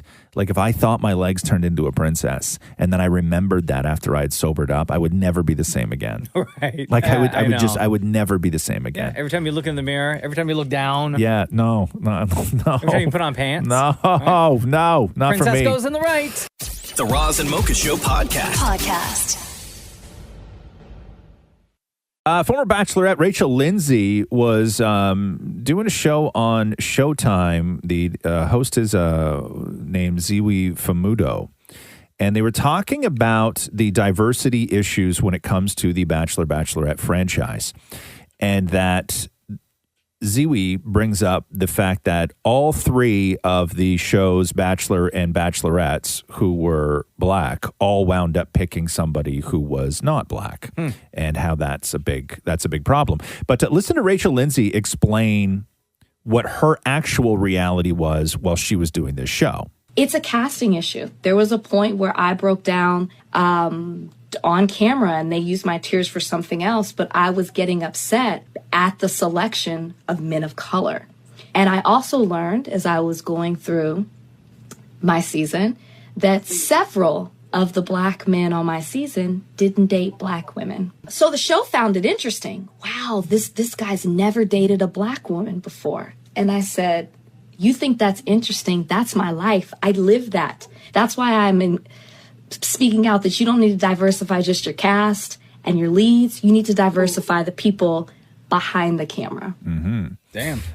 And because there are still a lot of people who, regardless of how many black Bachelor and Bachelorettes they've had, that still will not accept a season as being fully up to what it should be, unless there is somebody where at the end it is, a black Bachelor picking a black Bachelorette. Right. But yeah, no, you want to think that they go in with the best intentions, but you can totally see from a production point of view, like as soon as she said that, where they were like, oh my God, we got our first black Bachelorette. Let's find black guys that have never dated a black girl before. They might go somewhere else. They're like, oh my God, this is going to be so amazing. Like no, it's a disaster, right? You're not serving her. You're not serving the show. You're setting everybody up for failure. Setting everybody up, exactly. The entire right? production, yeah. right? And do you want to watch that conversation? Like, I don't know. Like, do I want to watch the conversation of like one of the black guys on the show having a conversation with the Bachelorette who's making history, tell her that they don't date black women? I know. Do you want to see that conversation? Because how's that going to make her feel? Shems, you're shaking your head, right? No, absolutely not. No, not at all. I'll tell you something. I was married to a white woman, and I'm black for those of you that don't know. Yeah. But one of the things that always used to bug me was people who sort of assumed that my preferences were just date like white women, right? You know what I mean? And it was something that I really struggled with for a long time. And I got it from like all sides. I got it from white people. I got it from black people, you know, who sort of just thought that I only was in one sort of lane, one sort of box. Yeah. Do you think that it's a deliberate thing where they manipulate the show? Because we know that they manipulate the show. And I understand that they're doing sort of a baby step approach to having a black bachelor, black bachelorette. But do you think that the show is sort of could be designed to make sure that it doesn't wind up at the end with 2 black cast members? Yes, in a lot of ways, I do think so. I think you have to look at the Bachelorette's audience, or who the producers look at them as being their audience, Right. and it's white women, right? Like if we're being honest, right? Like it's primarily white women, right? And I think there's something a little too different by having 2 minorities as at the end of it all. I do think so. Interesting. Thank you. The Roz and Mocha Show podcast. Billy Porter's story in the Hollywood Reporter. So he talked about, for the first time, being diagnosed in 2007 with HIV. And one of the things that he had said is that a lot of people knew, the right people knew, but the person who didn't know was his mother. He hadn't told his mother. So this is a little bit of Billy Porter explaining why he came out to talk about this now. It's time to put my big boy pants on and talk. I knew that I needed to tell my mother before the world knew. I should probably do that. The plan was made. And then I woke up that Friday, my last day of filming, the last day of Pose, and I was typing in my gratitude journal, and Mommy just popped into my head, and I was like, I haven't seen her in a while. Let me just call and talk to her. Not even 2 minutes in the conversation, she was like, what's wrong? Please tell me what's wrong. So I ripped the Band-Aid off and I just told her, and she said, I love you. I've always loved you. That will never change. And please stop doing this. She's like, 14 years? Please stop doing that. And the truth shall set you free. It's an incredible article if you get the chance to go through it. And he's just insanely brilliant with the way that he sort of talks you through it. Because really, I was thinking about this when I was going through the Billy Porter article, is that it's been so long since HIV has been a topic of conversation or a headline in the news. Yeah.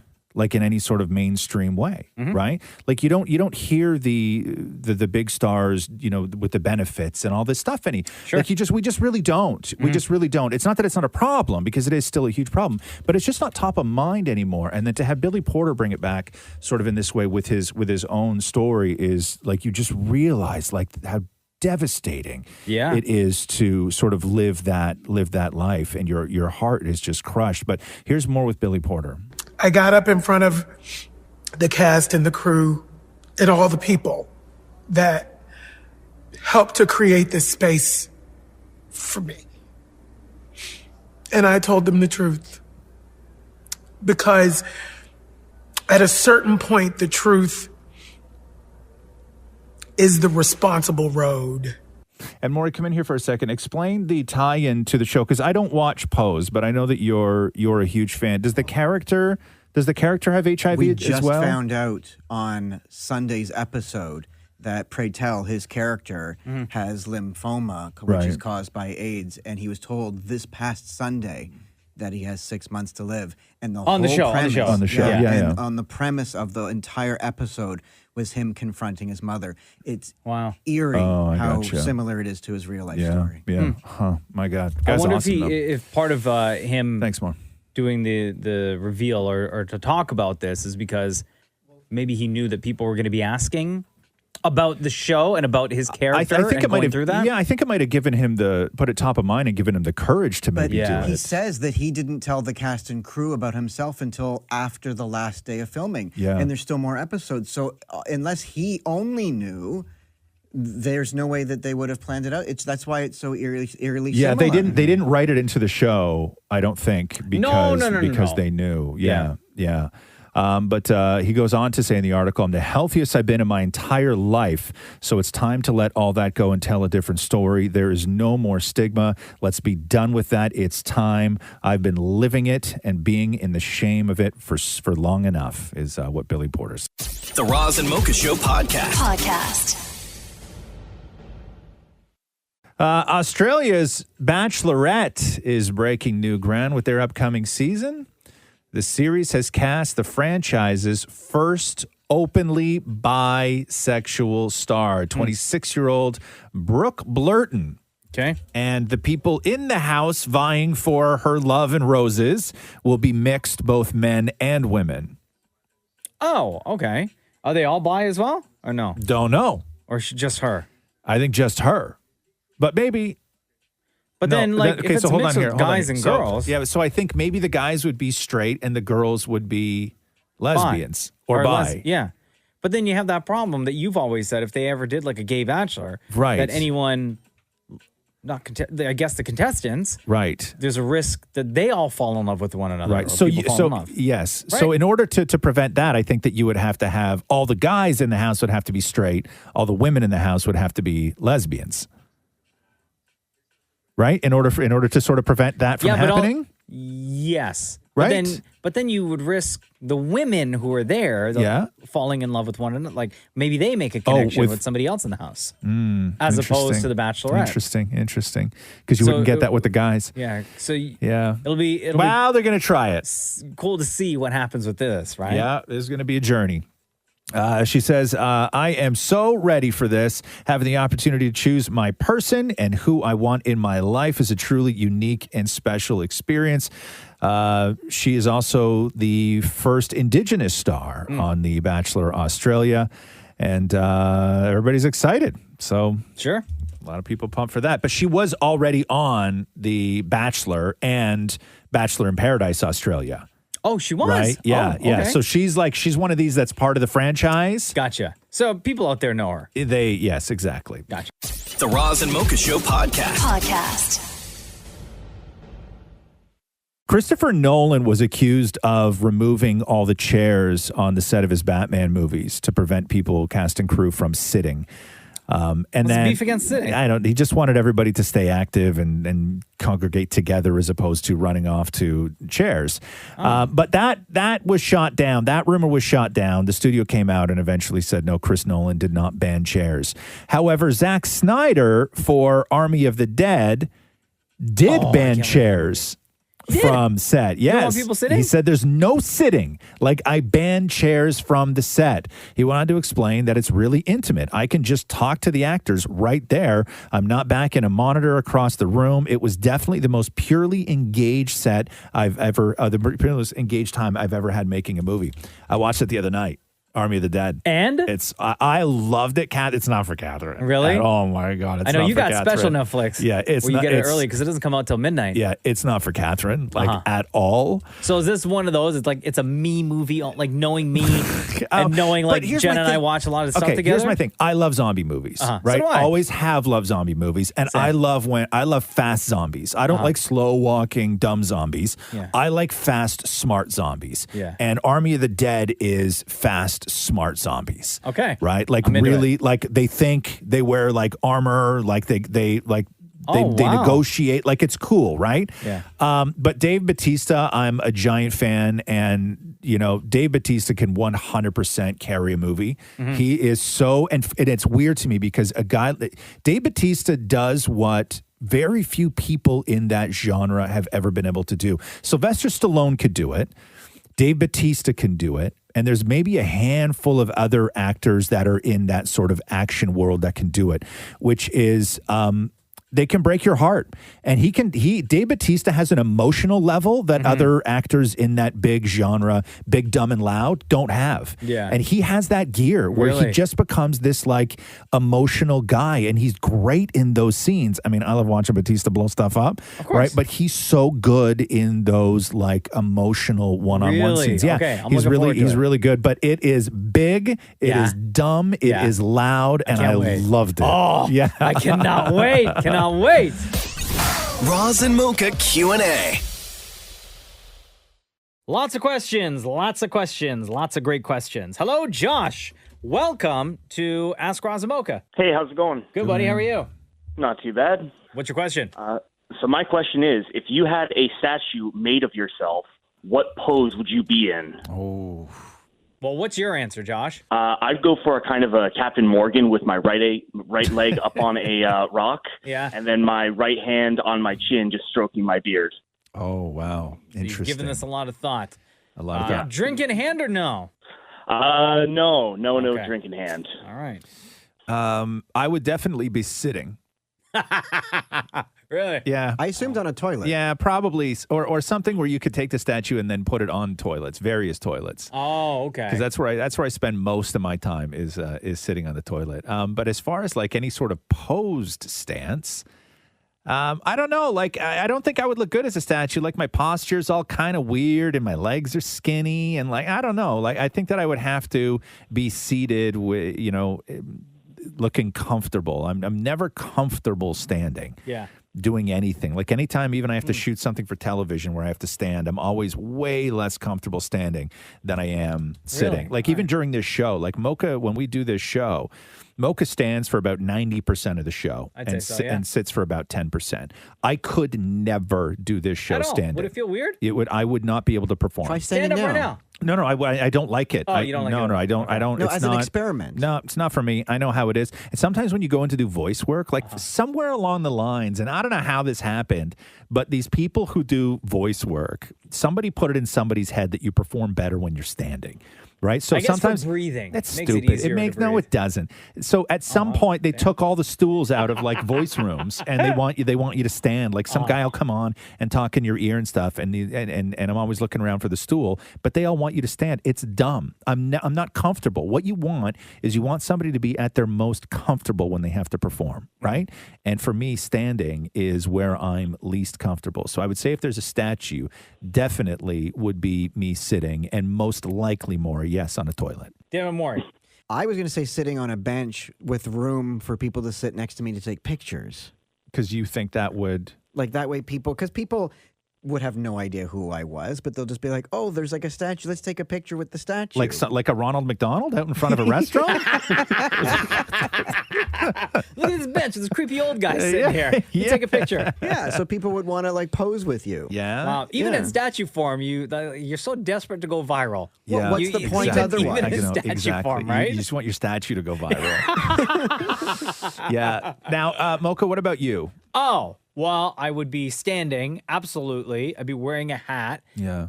Probably like have my hand holding like the brim of the hat, and I'd Right. have like a big smile on my face. Fair enough. Or like I me fully laughing. agree. Yeah. Now, if they did make a statue of you, because I love it when when there's these absolute disasters of either Like Cristiano wax statues or the Cristiano Ronaldo bust, Yeah. or the Henry Winkler fawns, the Oh my God, fawns that in was bronze so in funny. Milwaukee. If somebody was going to get something horrifically wrong on you, Yeah. what do you think, Maury, would be the thing that they got wrong that would like hurt? Oh, like a bigger nose. Right. Yeah. Or like, if I may, Yes. no impression where like the penis would be. Right. But what about if they gave There you... isn't one now anyway. But what if they gave you like a little bit of a gut? Because here's the thing, like if you have a little bit of a gut, right? It's at that point it's up to the artist's impression. So you could look at somebody and say, now, are they known for that, or should I just avoid it altogether? And then you would want them to just avoid it, right? Because it's nothing that is sort of part of your character. It's just a little bit. Maybe you're carrying a few extra pounds. So I would like to say It's embarrassing. that if somebody did a statue of me, they would omit the sort of little bit of gut that I do But have. you would send in the right? photograph, so you would send in, like I would send in a picture of me and my, like one of my skinny photos. No. You're like, let's say you're a live model for them, right? Oh, then you suck it in. Right, yeah. So I would think I would be hurt if they included like a little bit of a gut, because I'm like, Yeah. it's not enough where it becomes part of your character. Or like the so double just chin. smooth it out. The double chin. Smooth it out. Well, yeah, I mean, I would, that's, to me, that's you though. Like you're nothing without your double chins. That's part of your No, personality. you can't see it now if I stretch out. That's what makes you is your no, double relax. chin. Relax now. No, just be normal. Yeah, Yeah. you got 3 there. Yeah. That's what makes you. Yeah. Yeah, of course. You don't think so? No, I don't. I disagree. No. What about the pimple on your neck? What if they made it bigger? Yeah. What if it got its own statue, right? And I didn't get a statue, only the pimple. No. It was just like it was removable, so you could actually put it on different parts of your body. Right? That would go viral for Yes, sure. it would. If somebody Like a could, magnet. if somebody could sit on that bench beside your statue and take the pimple off your neck and just like put it on them, right? That's what would go. That's what would go viral. Definitely, that would go viral. So gross. Yeah. Yo, Josh, we appreciate the question, brother. Thank you so much for listening. Thanks, guys. Warsame says this. How much I had of that on Roz's pizza once. confidence is in his hair? How much of my confidence is in my hair? Imagine if he woke up one day with no hair. I'm curious if he would still be as confident. No. At all? No. I think you'd look so badass with no hair. No. And just that beard. No, I wouldn't. I would say a lot. Really? But it's always been that way with me. With your hair? Yeah, You got beautiful always. hair, though. No, but I mean, as far as the confidence. Oh. It's always been that way I because don't it know was about it the was scalp. it Like was if- my long hair was like my signature my entire youth, right? I always had the longest, coolest hair out of anybody, and then I've always had hair that was part of a conversation. Like if I ever sat down to interview people, like when I was just starting out at TV, my hair was always a topic of conversation because I believed years ago, and then it was reaffirmed to me years later in a sort of roundabout way that I'll get to. But I always believed that like identifiable hairstyle was a mark of somebody who was like bound for success. Right? Right, yeah. And because I don't think that anybody ever got famous with generic hair. Like it was, there was always something about them of like a hairstyle in some sort of way. And I was talking to an artist that came in that I interviewed one time for ET Canada, and they were talking, and this artist had like crazy identifiable hair.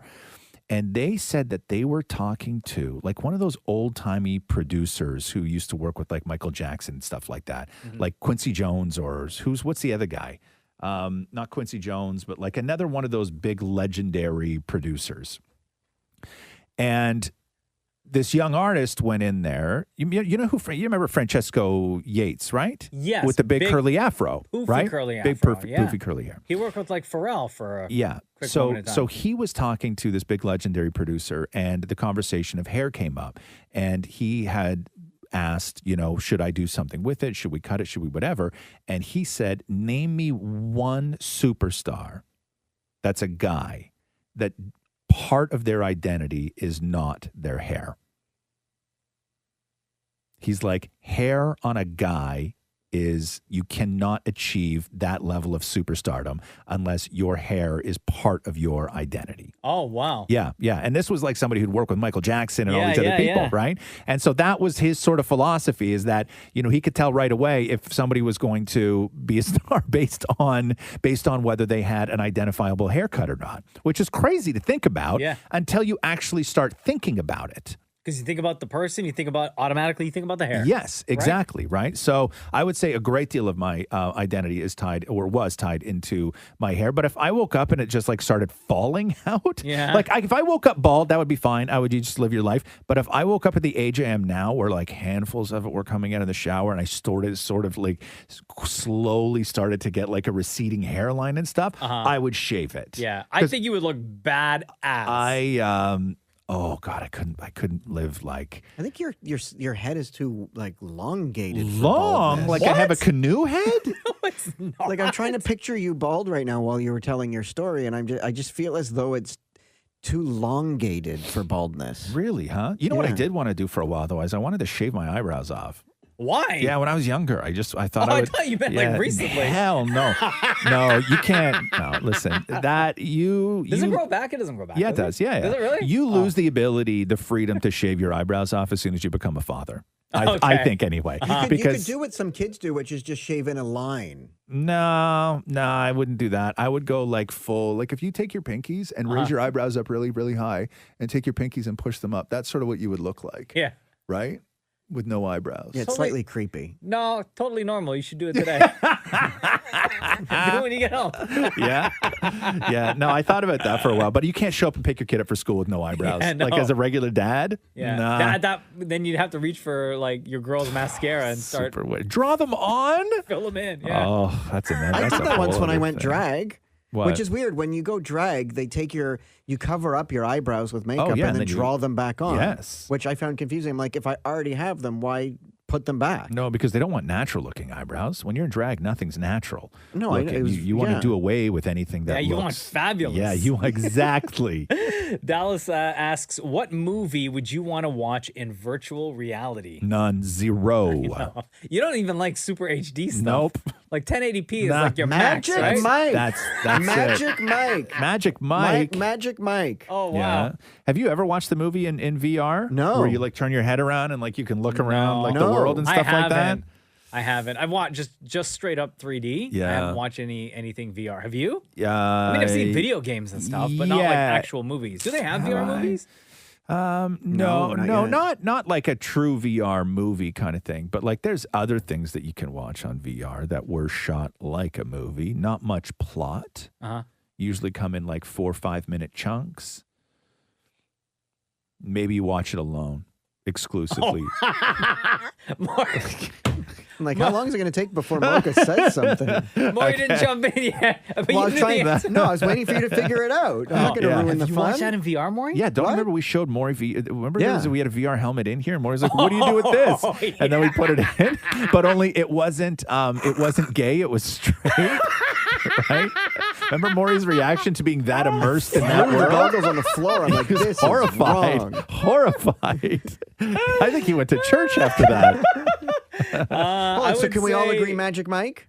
No. No, you can agree. Yeah, I'd watch something like Star Wars or like, Endgame. Yeah. Endgame I would watch in VR. You would. See, I couldn't. I don't like having the mask on my face, right? No? Like I don't mind it. I think somebody's going to come in and put something in my ear. Like I just don't. I don't feel comfortable at all. Or like those with videos that you see of people doing the VR video games where you're walking around and like you're on a platform high up in the air and you go push them over. No, I don't like any of that they stuff. do that. They have that. The what do you call it? The down at the video game place here, where they have it, where the Ghostbusters one, where you walk out on the ledge. Oh yeah, and I've done stuff like that. I've done that. Yeah, that's fun. The Void. The Void. Yeah, I've done that stuff, but it's not a movie. That's an immersive sort of experience. Yeah. But like when you're watching those other movies that we were just discussing, right? You are not a voyeur in those movies. You are a participant in those. So if movies. you look down, you see your.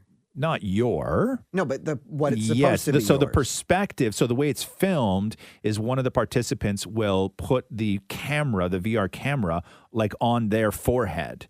And so it's them moving around, but you see their perspective. So if they look down, like if you look down, you see body. Yeah. Right? So you're not like you're not part of the audience. You're part of the scene. It's immersive that way, right? Oh, so it's not choose your own adventure. Act like you don't know, Maury. No, but please. I'm You have wondering, the VR goggles at home. Like, can you get up and walk out of? You can't get up and walk out of the room in VR. No, Maury, because the guy would have to get up and walk out of the room. You're not. You're not teleporting. You're not teleporting. You've used those at home, right? No, only here. Yeah, He's gonna now though. Yeah. Now that he knows he can't get up and walk Yeah, away. God, try getting a VR headset into the house without Matthew finding it. All I have to do is show him one 5-minute clip, and he'll be hooked. No, Maury. Absolutely hell no. not. Absolutely not. If you he would know exactly. You don't think Matthew would think it was cheating if you're watching VR stuff? Not if he watched it first. No. You know what I'm saying. You know what I'm saying. I think once you add like a 3-dimensional to it, it's then cheating because it's Right. way too realistic. Right. Yes. So it's called virtual reality. That's why it's yes. It's All right. virtually real. Zofia says here, what's one dish or meal you love to eat but hate cooking because it's too many steps or too many items or it takes forever? That's an interesting question. I would say something like, I love ribs so much, but to get like the perfect rack of ribs done, that's a long process, a lot of babysitting, and it's just a lot of wait time. And the payoff is fine, but the payoff's just, it's not enough. Not at all. You know what I mean? Like it's Yeah. it's just not, especially in my house because I'm the only one that eats them. Yeah. Right. So if I make ribs and do the full like 24, 36 hour run making ribs, they're only for me. Yeah. Rox isn't really a huge fan. Catherine won't eat them. And they won't understand either. No, but then it's just all like, I'm exhausted by the end of it. Like I've just put so much work into it. And then I just sit down alone, right? Yeah. You know, it's like eating ribs. And I'm not the kind of guy, if you put 40 chicken wings in front of me, I would eat 40 chicken wings. But if you put a full rack of ribs in front of me, I maybe want like 3 or 4 pieces. Oh, really? Yeah. No way. I'd eat a full rack. Yeah. Absolutely. Yeah, I don't normally. I could, but I always like something else with ribs. Like Sure. to me, ribs are a side. To me, Oh, ribs wow. aren't the main, right? Like I like something else with a few ribs on the side. Yeah. Right? Like if I have fried chicken with a few ribs on the side, I'm good. But I don't want just ribs. I've never wanted just ribs. Like the Swiss chalet where you get the quarter chicken meal and the rack of ribs on the side. Yeah. So I it's will say- quarter chicken fries and ribs. I've had that before. It's weird because I know like Swiss chalet, but every restaurant in my experience makes the ribs different. Like Do I've they had, really? Not different. I don't know if it's on purpose or whatever, but I've had like the ribs from one Swiss chalet and it's amazing. Yeah. And then I'll have the exact same meal from like a different location and I'll get it and it's just like, it's okay. That's not right. They're supposed to follow the same rules. Right? But I know that there's a difference between ordering back ribs and side ribs, though. So are you always making sure you order either always back or always side? Always back ribs, yeah. Always back ribs. Uh-huh. Interesting that Yeah. you find them different. Yeah, I don't know. I don't have an explanation for that. But yeah, to me, ribs are a side, and I'm with you on that. That it's a bit. I would also say ribs. Yeah. For that question. Do you have a Maury? I have a question and then I'll answer this. Yes. When you say back ribs and what was the other one? Side ribs. Side ribs. Is it all from the same cage? No, it's the leg ribs are the side ribs. Leg right? ribs? Yeah. On a cow or a pig. Huh. The leg ribs are the side of the leg. Like the side ribs are the side of the leg. The Right. back ribs are the sort of body ribs. Oh, you learn something new every day. Right. I assumed ribs were only where ribs would be. Yeah, but on humans, ribs only have one. On humans, only have one set of ribs. Yeah, I Animals. didn't know that anything else had 2 sets of ribs. Yeah, but how do you Did think you learn how that do in school? But you No. know, you ever seen like a cow or a pig and how their thighs are all so much? They have these skinny little calves, but the thighs are huge. I just thought that was all Right? meat. What's that? I just thought it was like meat. Well, it is meat, but it's ribs. Like that's what makes them that way. I had no idea. Yeah. Wow. Don't look at me like I'm an idiot. I'm not. Are you an idiot for not knowing that, or are you an idiot for believing that? I'm an idiot now for believing that because you just made it up. Because you should see the image in my head. Yeah. Yeah, gross. Could you imagine? Ugh. So Ugh. disgusting. Leg ribs. Ugh. Do you have an answer for this Yeah, question? I have 2. So first one is ramen. I absolutely love ramen. Right. But it's really hard to make ramen. Doesn't it take 2 seconds? Doesn't it take 2 seconds to make ramen? What, ramen noodles, then the egg and all that. Like there's different things you can put in the ramen. Okay, sure. Yeah. So yeah, ramen. Yeah. Okay. And then pulled pork. I once got an entire pig shoulder. Yeah. Put it in the slow cooker. That's not where the shoulder is on a pig. The pig shoulder is actually the butt. That's what it's called. See, I can't believe you anymore. Well, no, but okay. If something has 4 legs, how many shoulders does it have? 2, because that's the butt cheeks are down here. Also shoulders, same joints, same bones, same everything. No, but that's pig butt. No, it's not. It's not. The butt is the underside. Okay. The shoulder is the back, the top. Okay. I assumed I got it from the upper shoulder. Okay. Because the other one is no thank you. It's above the ribs in the back. Okay, go ahead. Go on. He's going to go home thinking animals are so messed up. My God. Yeah. Yeah. It's like Pulled pork. That's my answer. No, it's like, have you ever had butt tongue? No. You probably have. You just don't know No, it. the tongue is in the mouth. You ever had tenderloin? Yes. That's butt tongue. No, it's not. Yes, it is. I can't be a part of this conversation anymore. Why I don't know not? what to believe. Why not? What do you mean? What, like something comes out of its butt to taste things? Well, no, nothing comes out of its butt. It's just in. Can you imagine? No, it doesn't work like an actual tongue. Well, then but the tenderloin. Yeah. Okay, the tenderloin is the inside of the butt. Well, they must call it something else. No, then. why they call it tenderloin and not butt tongue? It's called Can you imagine, tenderloin. Like, you could be eating grass from the front and eating grass from your butt tongue at the same time. Yeah. Well, you wouldn't be eating; it would just be tasting. You learn something new about animals every day, huh? Yeah. Okay, go on. All right, let's see here. Nadia says, I'm listening to an old podcast, number 121. Okay. And damn it, Maury doesn't think much of stealing, just being dishonest. What's the difference, damn it, Maury? If you're at a self-checkout, for example, and charge yourself an onion instead of an avocado, that's stealing. You just stole an avocado and paid for an onion. Wouldn't you agree, damn it, Maury? So hold on, you paid for... You brought up an avocado to the self-checkout. Yeah. You put it on the scale. Yeah. You type in onion. Yeah. And then you put the avocado in your bag. So they still get money. But not as much as what you would have paid for the avocado.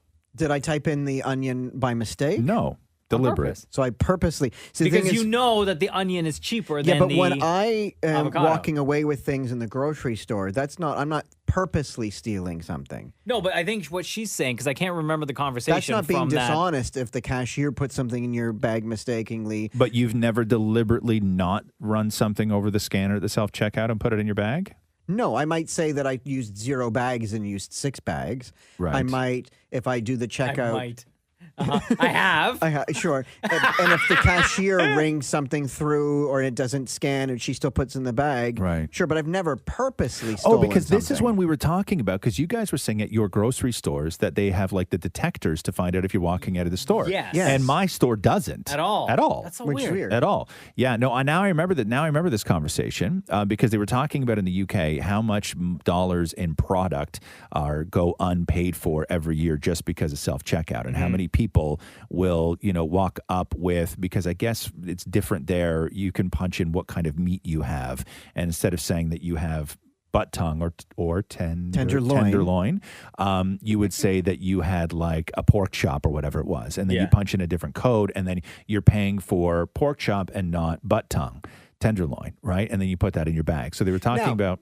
I have done regular apples and I bought organic apples and typed in regular apples. Right. And, because organic is more expensive. I've done that. Right. So essentially, you're stealing organic No, I'm still apples. walking. Yeah, but I'm still walking out with apples. They still made money. It's not like I walked out. No, they're and didn't give but they're them money. losing They're losing money on the organic apples, which cost more.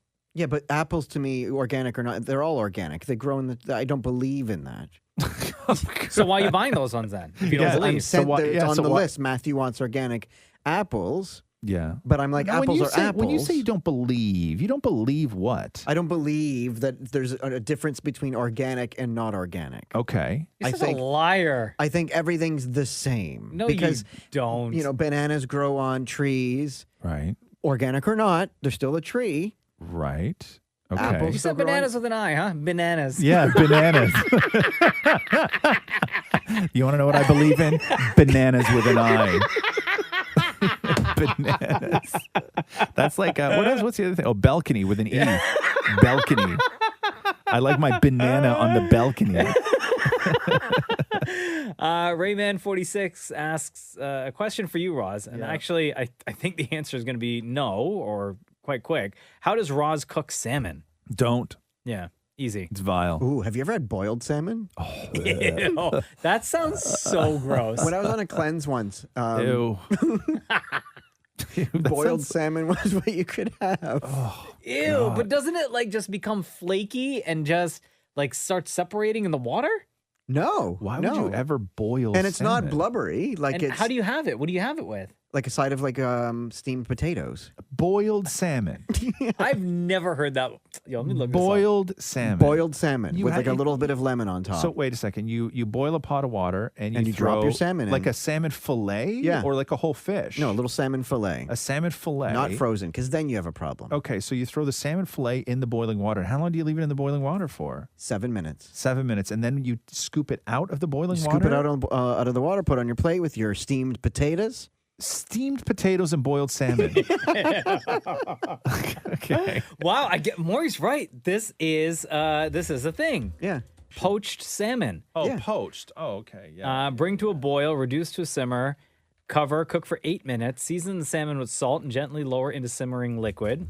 Reduce to a very gentle simmer. Cover and cook until salmon is opaque throughout about 5 minutes. God. Yeah, I guess poached salmon is a thing, I guess. Yeah. But you don't finish it off in like a pan afterwards? No, You just no. eat it? Scoop it out of the water. That's so gross. You scoop it out and you kind of like flick it, or like you try and get the water off of it, right? So you sort of No, but bring it out. if you do that though, because salmon is already a very tender fish anyway. So I would figure that if you were boiling it, and then as soon as you touch it, as soon as you take it out of the water, it's going to start to flake apart. It doesn't though. Yeah. It doesn't. No. It's so weird. That's so weird. No, pan frying for me is the way I cook fish. That's just We cook now. We cook our fish in the oven at 450 for 35 minutes. Oh my God! Wow. You can cook them. You can cook half a turkey in that time.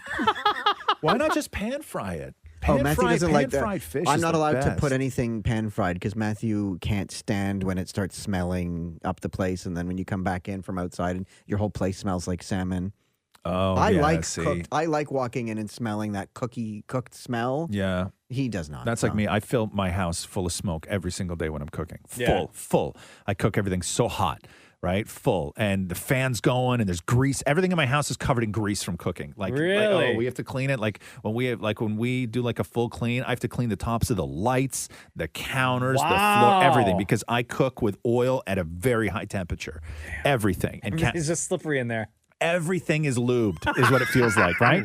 And Catherine is always like, oh, God, hit the fan, open the window. She's always complaining until I put her plate in front of her. And then she's like, oh, my God, this is the greatest. Yeah. Right? So worth it. It's so worth it to me. Like, I would never cook a piece of fish in an oven or a pot of boiling water, for God's sake, so when you disgusting. can pan fry it. Yeah. Tony says here, you're at work or a friend's house and you Okay. have to go to the bathroom. Yes. You got to do number 2. Okay. You sit and feel that the seat is warm. Mm. Are you happy that it's warmed up for you or grossed out knowing someone just used it? Oh, God, I would grossed out. not number 2 at somebody else's house. You wouldn't? No. At all? No. Even if you had to go really, really bad? No. I mean, if I was sleeping over, yeah, like even when we fly out west and go to Catherine's family's place, Yeah. I'm usually like day 3 before I'll go number 2. No. Yeah. Are you serious? Yeah. Why? Don't like it. It's Not not comfortable. comfortable? No, Oh, not wow. comfortable. Because Don't it's not like your it. toilet. It's not my toilet, and I don't get to do my thing. I don't like going in and just doing my thing and then leaving. Like, you know me, I like to spend some time, right? Yeah. Even when we go to Catherine's parents' house, I rarely, because they're on the West Coast, I rarely adjust to their time. I usually stay on East Coast time, meaning I wake up super, super early in the morning. Right? Yeah. And one of the reasons I do that is so I can get up and still get in toilet time while everybody else in the house is sleeping. Oh. So I could still, like the last time we were there, I think like 2 Christmases ago, I still every morning woke up at like 4 a.m. their time, right? Took my phone, watched a documentary on the toilet. Wow. Went down, made a coffee, came back upstairs, went in the bathroom, closed the door, had like a full giant mug of coffee, watched like 45 minutes of a documentary. And then I was like, okay, I'm good. And then you start hearing people wake up, right? Yeah. And then I'm like, hey, good morning. But they don't know. They don't know that I've been and in then there. they'll say, hey, you've been up long? You're like, no, I just No, woke up that's 5 what I minutes say. ago. Yeah. No, that's why I could never. I don't go number 2 at other people's homes. Oh. It's rude. Dan Maury. If I have to, I'll do that at my parents if I have to, right? But my grandmother has one of those soft seats. No, you can't use those. Those are filthy. Oh God! And like when you sit down and it's warm and it makes that sound. And sometimes we had one of those growing up, and then sometimes it would rip, right? And then it pinches you, right? It cuts your butt. It gets your skin. It gets your skin. I know, and I it's know. all and it's padding on the inside, right? I used to have one of those at my parents' place. No. It's so But gross. we have the 24-hour rule at our place. So Which is? if we have a friend over and they use my bathroom because it's the guest bathroom, I will not use that bathroom for like a good 24 hours afterwards because I just pictured them in there. So what sitting there. happens then if you have to go? You Matthew has to clean it and tell me that it's clean. No. But if you have to I go, are use you the allowed to bedroom. use the I one will, that Matthew uses? because when there's a guest over, he can't say anything, so I'll go into the guest bathroom, right? But I can't use my bathroom knowing somebody else did. Interesting. If I really, really had to go, Yeah. but for the most part, I would hold it in. And if I really had to go and the seat was warm, whatever, it's a toilet. People use toilets. Yeah. It wouldn't bother me that it was already warm. Right. If Roxy jumps on the toilet after I've been in there, she always jumps on. It's like, woo! She loves. She's, woo! It's so hot. Yeah, she loves it. We had one time after we did a renovation, they screwed up our pipes, right? When they were doing the plumbing, and for about a week, my toilet had hot water. Oh no! Right? Yeah. My toilet had hot water, and it was costing us an absolute fortune. But I will say this: it was the greatest experience I've ever had going to the bathroom, because you sat on that thing and everything was hot. Like, it was so glorious. It was like water, a spa. like it heated up the thing, I guess? What's that? The hot water it's a porcelain bowl. So the hot water heated the outside of the bowl. And so when you sat, and also, so comfy. yes, and also when you sat on it, right? Like, the heat would come up from the water. So it was almost like a vaporizer steamer that would come up and just like hit your butt, What would right? that do to poo? Oh, first of all, it's a different level of smell. Yeah. Right? Absolutely. Yeah, because right? Yeah, 'Cause- you can't have toilet time. No. In a bathroom like that, if your toilet was like that running on hot water. No, but for about a week, our toilet only had hot water in it, and it was glorious. Wow. Like, it was so good. Yeah. It's next level warm. Oh, it's super bougie. Yeah. Okay, we'll end on this one from Tom.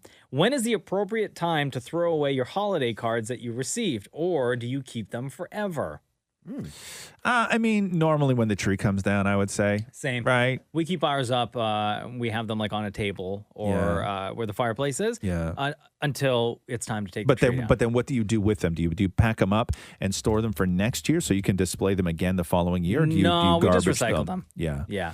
It depends on who they're from. Like, there's some like really nice ones that I'll keep because I think that they're just like really sweet. Yeah. But for the most part, they just go in the recycling.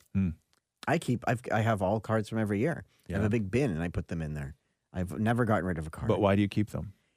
I like looking back at them sometimes. Like, I have cards from my first birthday, second birthday, and so on. But like, what about a Are card? you yawning? Yeah. I'm so bored. Yeah, I'm so bored.